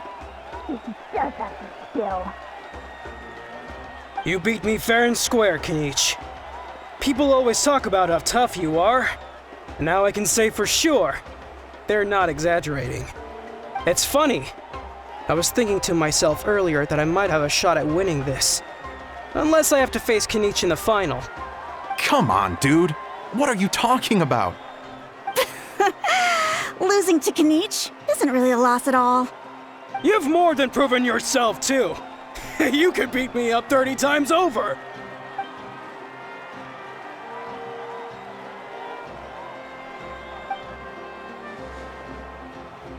Yeah. You're both so good. But wait, if that's the end, where's Xbalanque? Wait, aren't we missing someone? Lord Xbalanque. Now that you mention it, where is he? Don't tell me. Huh?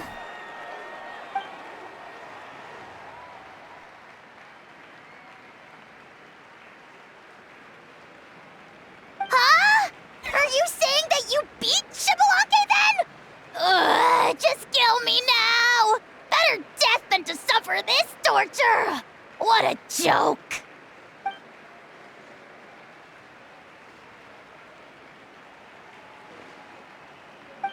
That's impossible, right? Could he have placed so well because of some connection with Lord Xbalanque? You mean, he might be Xbalanque? Wait, I'm Xbalanque now? That's news to me. I've got it! Lord Xbalanque didn't want to steal anyone's thunder, so he must have lost the tournament on purpose. Wait, that doesn't make any sense. This is the most holy pilgrimage of the return of the sacred flame. How could anyone throw a match? Whoa, did Paimon say something wrong? Now everyone's talking about Xbalanque. Still, that guy was almost too good, wasn't he? We've never heard of him before, but he was still going toe-to-toe with Kanichi. Could he really be?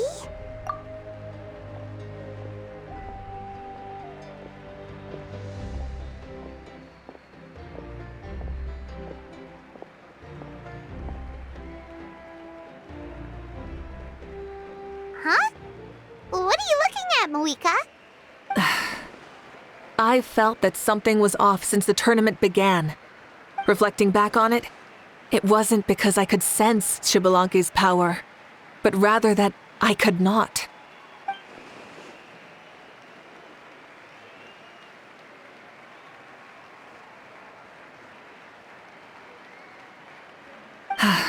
Please, excuse me.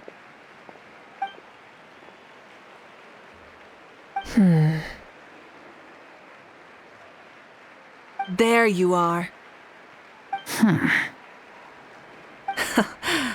No unimaginably strong soul aura, nor any whiff of extraordinary power.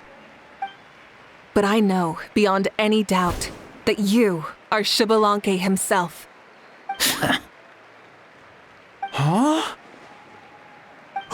Who's that? I've never seen him before. Isn't that Mauso? Like, Tato's grandson? When did he sign up for the tournament? Did he even fight anyone out on the field? What are you talking about? He's been standing there this whole time. I totally thought he was just there to cheer the others on. Wait, so that's Xbalanque? But he's just a kid. Ha! Ha! Well, this kid doesn't look like he can take a single punch from the almighty Dragon Lord! Kahola how! Just give me 1 second and I'll... Huh? That's Lord Xbalanque? But, I mean, he was right next to me for most of a tournament. And he didn't seem very, well, Xbalanque to me. You recognized me? Perceptive. No less than expected of this era's Pyro Archon. Forgive me for asking, but how did you do in the latest tournament? I didn't even make it to the final 32. No! This is a joke, right? It has to be. It's clearly staged. Out of my way! I've got to see Lord Xbalanque for myself! As expected, your return has caused quite the commotion.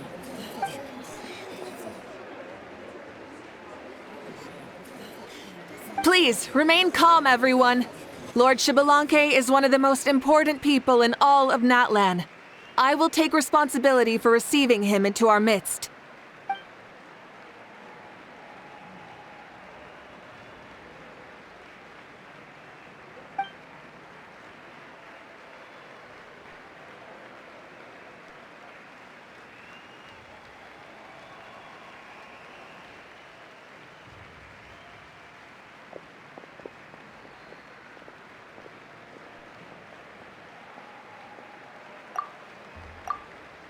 She's calling us! Quick, let's go! Hey, wait up!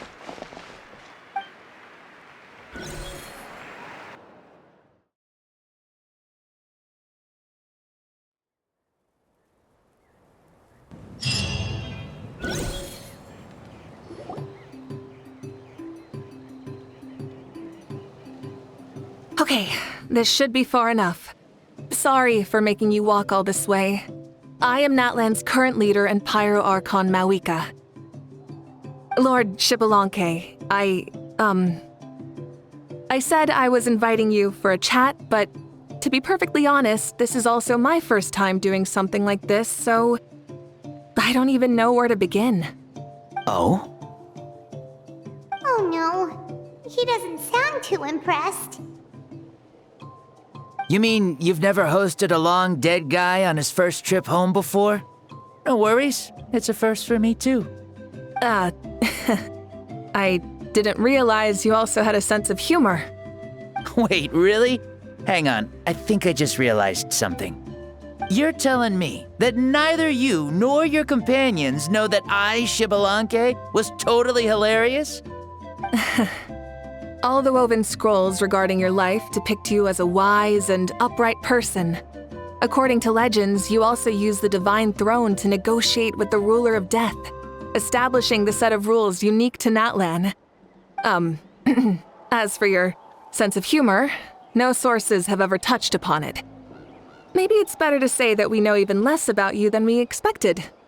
I see. In that case, allow me to reintroduce myself. I am the first Pyro Archon, Xbalanque. You may call me dear beloved son, or just Lanque for short. Wow, talk about being overly familiar. And these two are? Allow me to introduce the Traveler and Paimon. They're important friends of natlan and our companions. Great heroes who helped us defeat the Abyss for good. Ah, I see. I was about to say, why did a child follow us all the way here? Though you could say the same for me. And judging by your expression, that's exactly what you're saying. And there's where you'd be wrong. This body belongs to a child of present-day natlan. I'm only possessing it temporarily. I see. Your physical body couldn't be revived, so you had to borrow someone else's. But what about the original owner? Is he, okay? No need to worry. My existence has not affected this child in any way. This body's original occupant is currently experiencing a fantastic dream. I have my own plans, and as for my reasoning, you'll find out soon enough. Alas, this borrowed body is a bit lacking when it comes to exercise, and hasn't really trained any aspect. I tried my best at the tournament, but could only get so far given my physical limitations. Oh, that explains why you couldn't make a deep run. You're not used to this body, are you? I wish that was the only problem. I'm simply unable to do a lot of larger movements. Oh, and my usual climbing and jumping motions aren't exactly suited for him either. Also, you've got to be twice as careful in a borrowed body. If I pushed him too hard and got him hurt, I'd be no better than a criminal. I could never do anything like that. Indeed. Still, the great shaman Lali learned about your impending resurrection from the Wayup, but we still don't know why you've returned. Oh, is it time to get serious then? All right, serious mode activated. Ahem. In any case, you've already touched on the topic. I did indeed strike a deal with the ruler of death. She once asked me why I prayed for her power as a mere mortal, and why I yearned to save a nation in peril. I convinced her with the promise of perpetual existence and the everlasting flame of life. So she shared her strength with me, and allowed natlan to operate under brand new rules. I told her that the plan would be a grand, long-term one in which victory would not come for some time, certainly not within a mortal lifespan. Still, I knew that someone else would bring it home. She assented to my request, and became an observer of our tale. Seeing her interest, I also asked that I, as the one who laid the foundation, be granted an opportunity to see the new world with my own eyes, if we actually did manage to triumph in the far future. So your return is a special favor granted by the ruler of death. More like a bet I made with her. Even gods have things that pique their interest. I bet correctly on the outcome of this war, so this trip is my reward. How do you feel about the natlan of today? Does it meet your expectations? Oh, I like it a lot. Could you tell me more, by the way? I'd love to know how you managed to win the war. As you know, ours was an exceedingly grand, long-term plan. I'll skip over the most ancient parts and start with what I know. The battle from 500 years ago. The disaster struck suddenly, and natlan was engulfed in darkness. Our land and faith were both shattered, and everyone believed that our nation's end was nigh. But even when thrust into battle against the Abyss, fate, and the passage of time, our heroes did not give up hope of victory. We each shouldered our heavy duty using the power that you left behind. All the Pyro Archons in the last 500 years have devoted their lives to banishing the Abyss, rebuilding our tribes and faith, and uniting the people as one. As for me, I decided to head 500 years into the future, that is, the present, so I might finally bring together our people's resolve, which has stood firm for thousands of years, and fight for our final victory.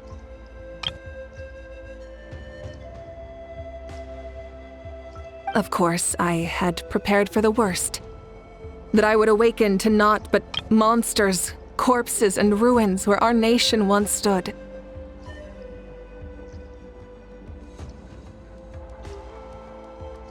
Had that happened, there would have only been one thing left for me to do. Fulfill my final duty as a warrior, and then witness the end of the world helplessly.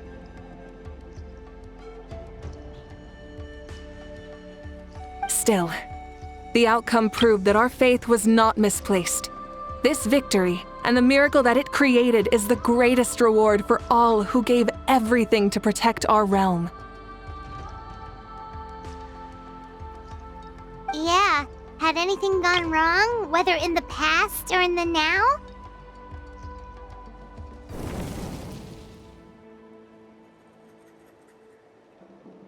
I have always believed you to be shrewd. Surely, such a quality was needed to bargain with the ruler of death, and win so much for us in the process. Natlan was only able to overcome this crisis with your help. All these millennia later, and the people of Natlan have finally achieved victory over fate.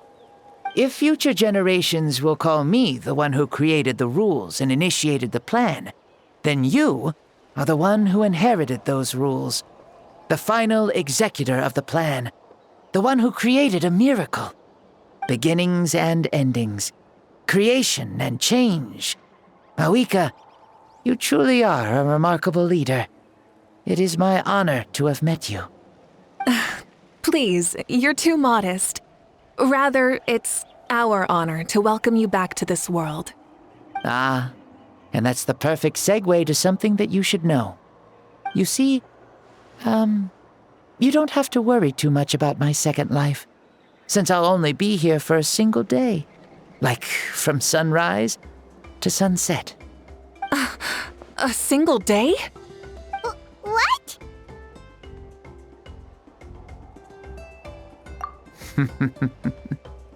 That's why I said you won't have to worry too much about the boy this body actually belongs to. I'll be long gone by this time tomorrow. Besides, no one ever said I was actually going to return and stick around for years and years, right? This is just a short little outing back home, so I can see some of my compatriots again. Still, I've got to say, it has not been an easy trip. After being resurrected, I woke up in the home of a normal boy and wanted to take a quick dip to relax, only to have my trouser legs snagged by a fishing line that came out of nowhere. And once I finally made it to shore, I decided to take a stroll and see the sights, only to step into a trap along the way. Beats me who'd put a trap out there, and there wasn't even anybody around to check it. Thankfully, the bottom was pretty soft, so I lay down and took a nap before getting up to continue on my merry way. This is so embarrassing.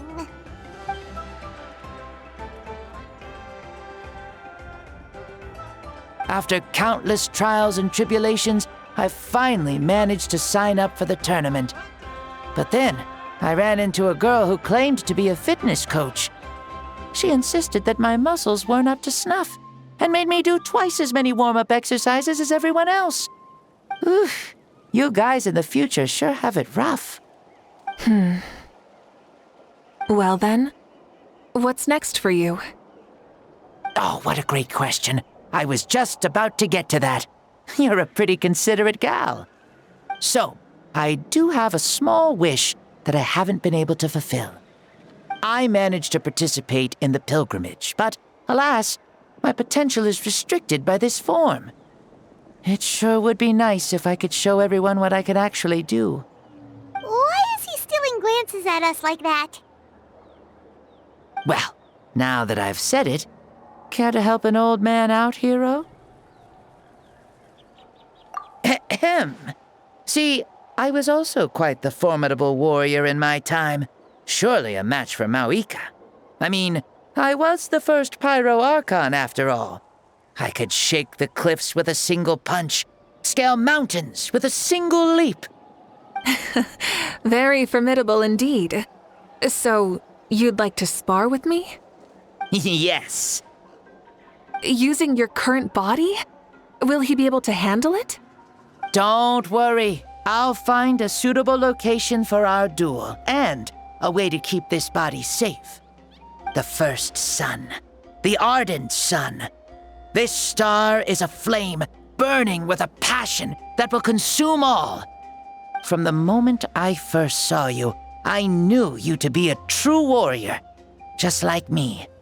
Surely you shall not refuse me this battle, O inheritor of my ancient name, the burning sun, Kiongozi Mavuika. I accept. Brilliant. In that case, let us free ourselves from mortal shape. Let the ancient souls guide you to the true arena of duels.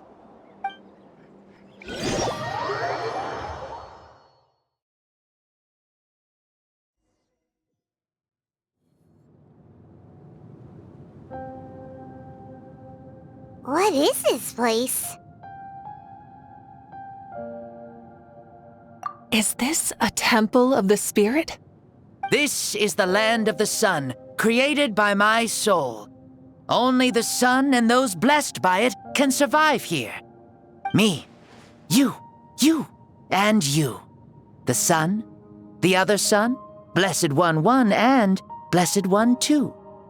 We've been blessed by the sun? The sun will remember the most virtuous stars. You are hope itself, the most radiant, most important friends we could have. We have invited you here, so you may witness the clash of suns. Huh, I see. We've manifested in an almost fully spiritual, consciousness-like form, removing the limits of our flesh. That's right. As I said, I knew you to be a born warrior the moment I laid eyes on you. But there are two forms of human strength, that of the body and of the spirit. The great Xbalanque, impressed upon a child's body, found less than a third of his original strength available to him. In that form, I'd lost my strength of body. But here, we meet as our true spiritual selves. In this place, even a child may shake heaven and earth due to the great soul within. What makes a true hero? Someone strong of body, or strong of mind, or must one be strong in both to surpass human limits?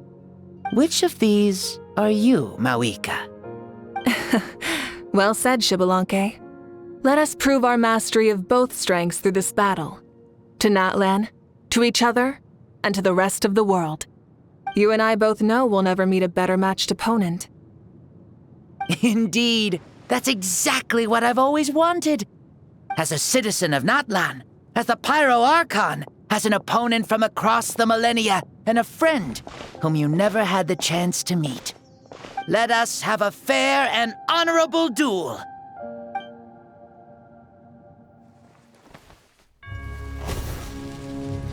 Our fight will end when the flame is extinguished. Fine. You ready?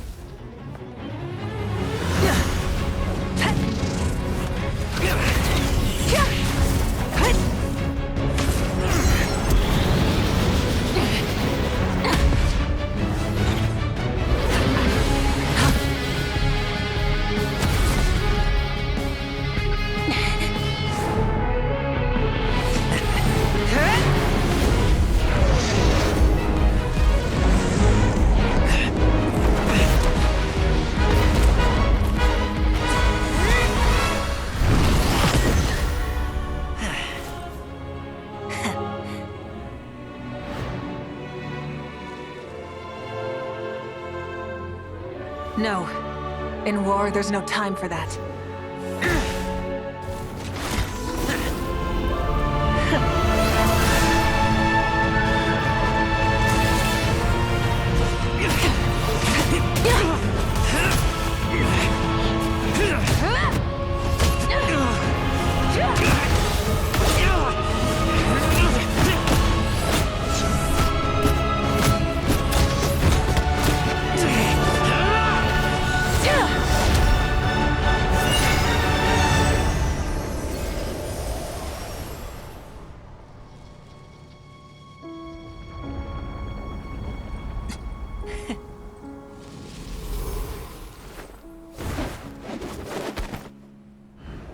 The fire's out.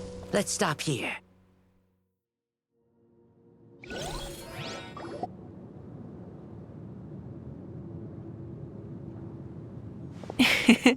It was a great fight. That was an exhilarating battle, Mavuika. Looks like this old man's still got some fuel left in the tank after all. You jest, Lord Xbalanque. Your spirit is as strong and youthful as ever. Come now. Can't you tell I was making excuses for coming up just a hair short? Not by much, just the slimmest of margins. Yet still, you actually won. I've always seen myself as the strongest warrior, but it would seem that the inheritance of ancient names has proven its worth after all. I bear the name Kiongozi, the leader of our people. After countless generations, this name came to you, and you used the power it accumulated over the years to defeat everything in your path. This battle has been most meaningful. Beyond the facts of victory and defeat, I've also learned a lot about you. Take, for example, your strength. It is at once ruthless and gentle, both tenacious and sharp. You neither overwhelm your opponent with sheer power, nor defy them with only your strength of will. You possess a great understanding of your own might, and will convert all of it into fuel, so you may climb to even greater heights. It is thanks to heroes like you that this war was won. I'd have never been able to return to the mortal realm otherwise. Your victory granted me this chance at a second life. Even if it is just for one day, the sun has risen again to drive away the darkness. Even the darkness of death that once enveloped me has been dispersed by your flames. Mavuika, you are the newborn sun, greater and more radiant. Allow me to give you a present to celebrate your victory. Ooh, there's a prize too? Paimon wants to know what it is! Coming from you, it must be super awesome. My journey is complete, and I have no more need for my remaining time. Mavuika, I would like to give you all my remaining life force, which I obtained from the ruler of death. Use it to awaken those you wish to see the most. Surely there must be at least one person that you'd like to meet. What? So it's a blank check to bring anyone back for a time? Though Natlan possesses incredibly unique ley lines, it is still extremely difficult to meet the dead outside of the Night Kingdom. Now, take it. Though we both became Pyro Archons in life, we were still born into this world as ordinary humans. There's no need to hesitate. Just do what you think is best. Thank you for the offer, but I don't think I'll be needing it. Huh? The past lives on in my memories, and will always remain my treasure. Meeting someone we can no longer see again will only lead to more longing. Rather than cling to the past, we should enshrine it in memory. Ever loved and never forgotten. Mavuika.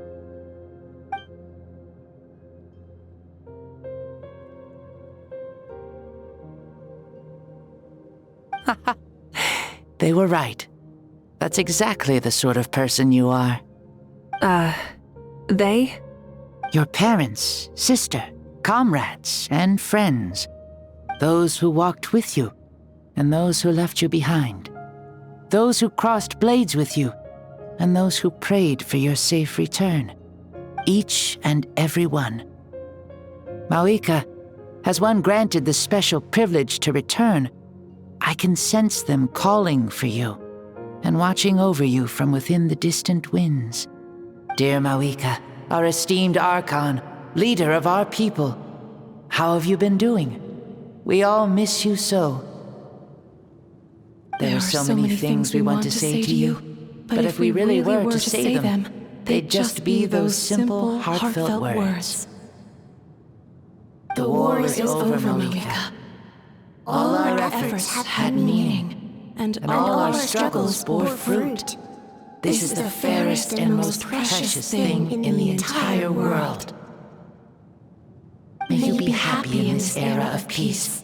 May you eat well, sleep well, always be full of energy, and never forget that we will always love you. These are all words spoken by the people from the past. Their voices are echoing through this Temple of Souls.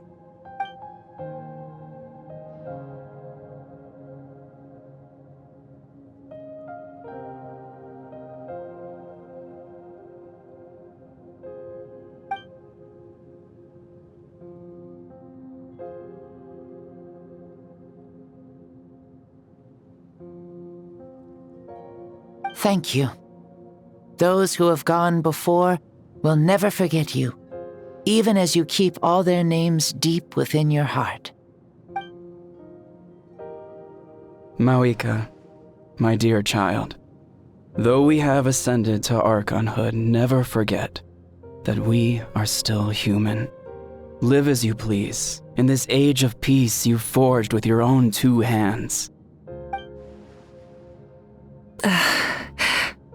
Why so formal all of a sudden? Seriously. Huh? Mavuika, where are you going? Ho-ho! Leaving already? Now you're the one acting all impatient. Since we're done with all the serious stuff, it's time to follow me. Xbalanque. Doubt you've ever ridden a flame strider in your current body, right?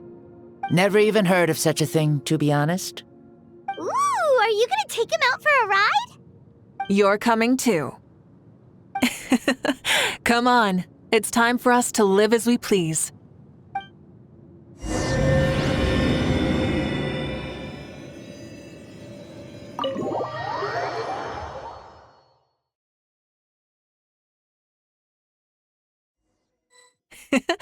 Helmets on, sit tight, and don't fall! Is this a board you can use to ride on the water? And you can stick it to the back of vehicles too? Genius! This is Mavuika's flame strider. Oh, Playing with this stuff is part of everyday life then? Yeah, we're living good! I wonder if I would have ever become Pyro Archon if we had had these gadgets around back then. I might have had a bit too much fun with them. What? That would be terrible! Agreed. Good thing they were only invented after I died, huh? Looks like I really am better after all, for becoming Pyro Archon even with all this temptation around. Point Mavuika! The hands of our friends the Children of Echoes are as skilled as ever.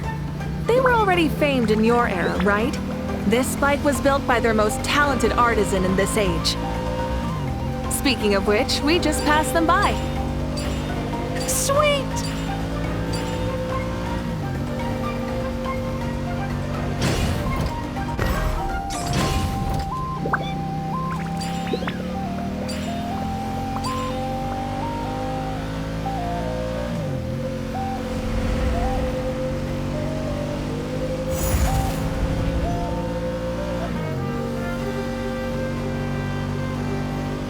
Is that natlan? Sure brings back memories. Oh yeah, that was built in your time, right? It's long become a landmark. Very popular with tourists, so I hear. They think it's a lovely place. Is that so? So that's how you all see it.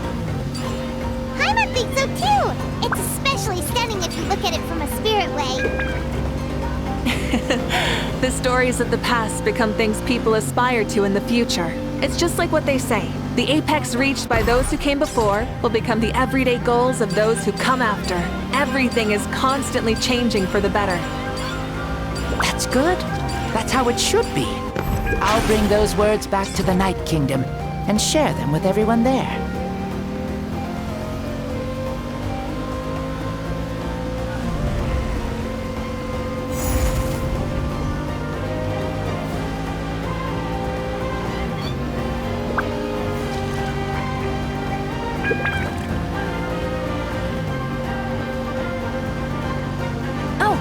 You can see the people of the springs from here. They seem to be enjoying life. Just like the people of Natlan back then. All kinds of things might happen during the day, but as the sun sets, you can always count on the people of the springs to relax by the water, playing their instruments and dancing their worries away. Because that's their way of life. Precisely. And so it is for every tribe. No matter how many years have passed, for the people who live here, some things will never change. Well, you're the one most qualified to say something like that. So, what do you think? Satisfied with what you saw? Very much so. Speeding across the water, the warm breeze against my face, it makes me very happy. I really do adore this world, just like a plant adores the sun.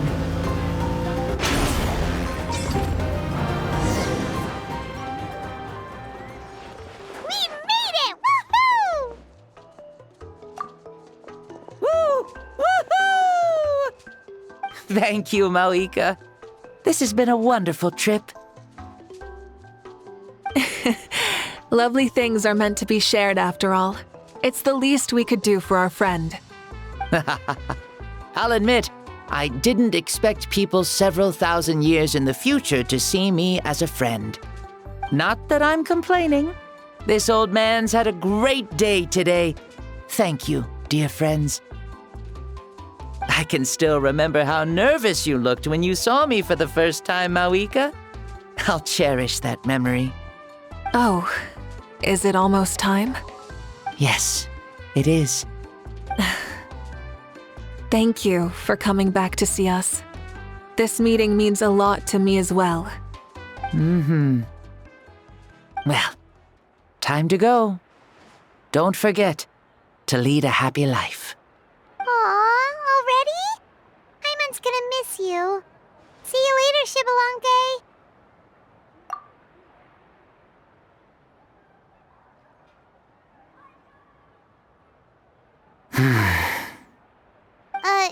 He closed his eyes. Did he fall asleep? I can no longer sense Xbalanque's soul. Well, it's gotten quite late, hasn't it? Thank you for accompanying me this whole time. Let's hurry back. You must be starving. Yes, after the end of the pilgrimage, we hold a banquet to congratulate the champion of the tournament. There will be good food and plenty of it. You guys are gonna love it. Mao Sao should be there too. I'll bring him over.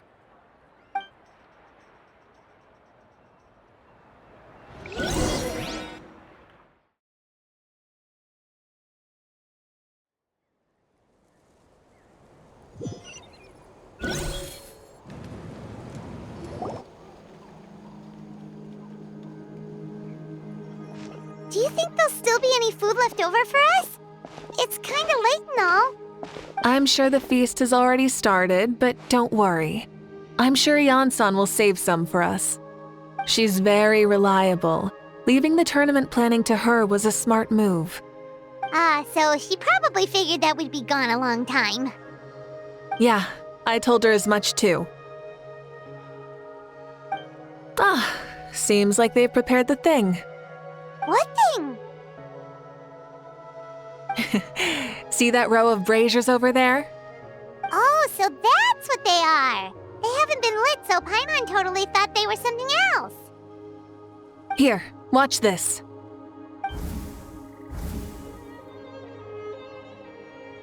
Whoa, they're beautiful!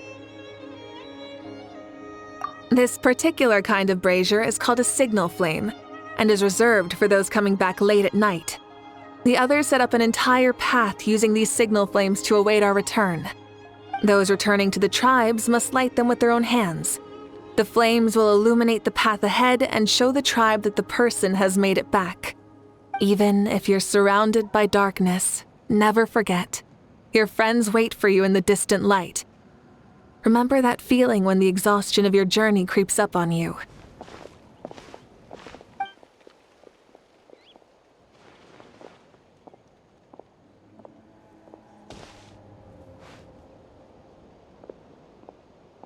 Archon, Traveler, Paimon! You were really gone a long time. We've already started grilling the meat. We had a long talk with Lord Xbalanque. It was pretty time-consuming. More than well. Xbalanque, he's a very good man. He far surpassed even my expectations.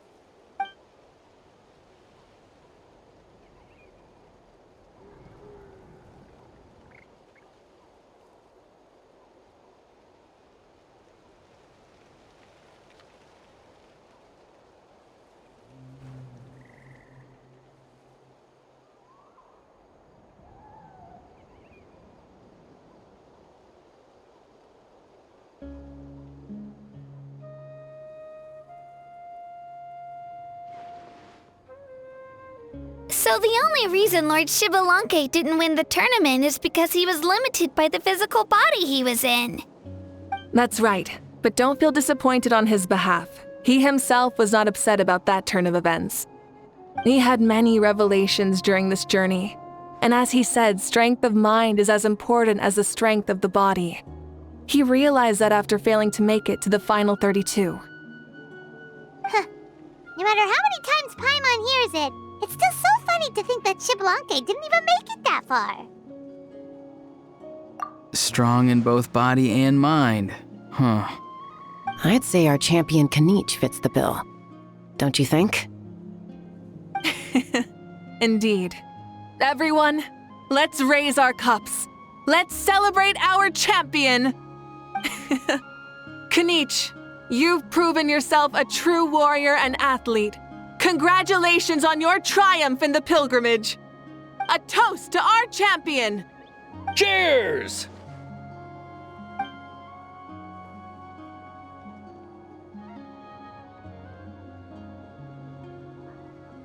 Hey, look! The kid's awake. Huh? Where am I? Hello, Mausau. You're awake.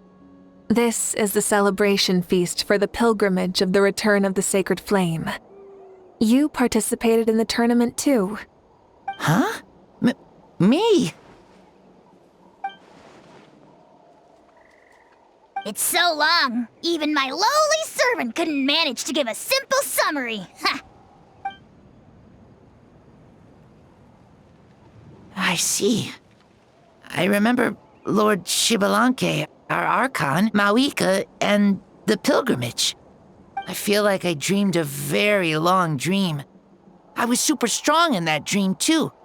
I could jump up onto the roof with one leap, and I could climb, fly, and glide. It wasn't a dream. Your body did go through all the motions of the tournament. You were already an outstanding contestant. I'm a contestant? You know, Mom and Dad always say that my health isn't the best, and I might not be able to do all the things everyone else can. But right now, I feel like I can fly. Really? Like Paimon? Yeah, I feel amazing. It's like I'm filled with power from head to toe. I want to feel like this next time, too. Then go and train hard, then come back next year and show us what you've got. Yeah, as long as you put in the work, you'll do great. I know it. That's how it is for all of us. Yes. You'll turn out to be a truly beautiful vegetable. I'm sure of it. Yeah, I will. Oh, but the pilgrimage was only half of the dream. I think after that, I somehow got into a fight. Really? Against who? I think it was our Archon. That wasn't a dream either. I did have a duel with Xbalanque. Huh? I was hoping to save this until later, but since we're already on this topic, I've got another piece of good news to share. Namely, that we crowned another champion today. Lord Xbalanque and I engaged in an all-out duel, as worthy rivals from across the millennia, In the end, I won by the slimmest of margins, defeating our legendary hero. Wow!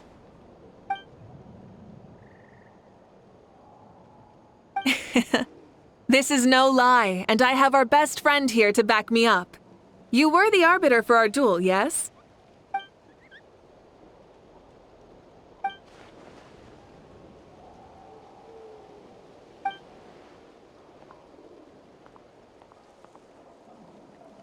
Yeah! Amazing! What an achievement! Come on, everyone, let's have another toast. For our Archon this time. Very well. Acknowledge my victory, recognize my valor, and drink this wine of victory for me. Woohoo! Yeah!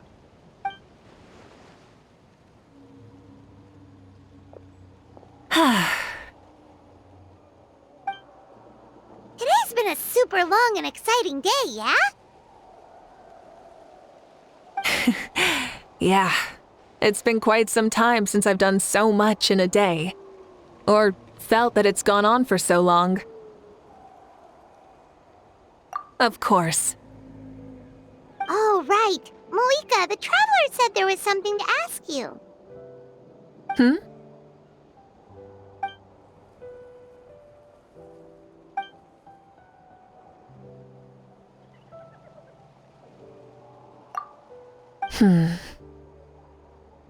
No.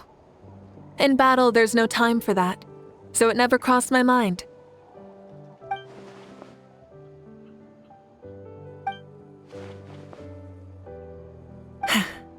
The night is still young. Cheers.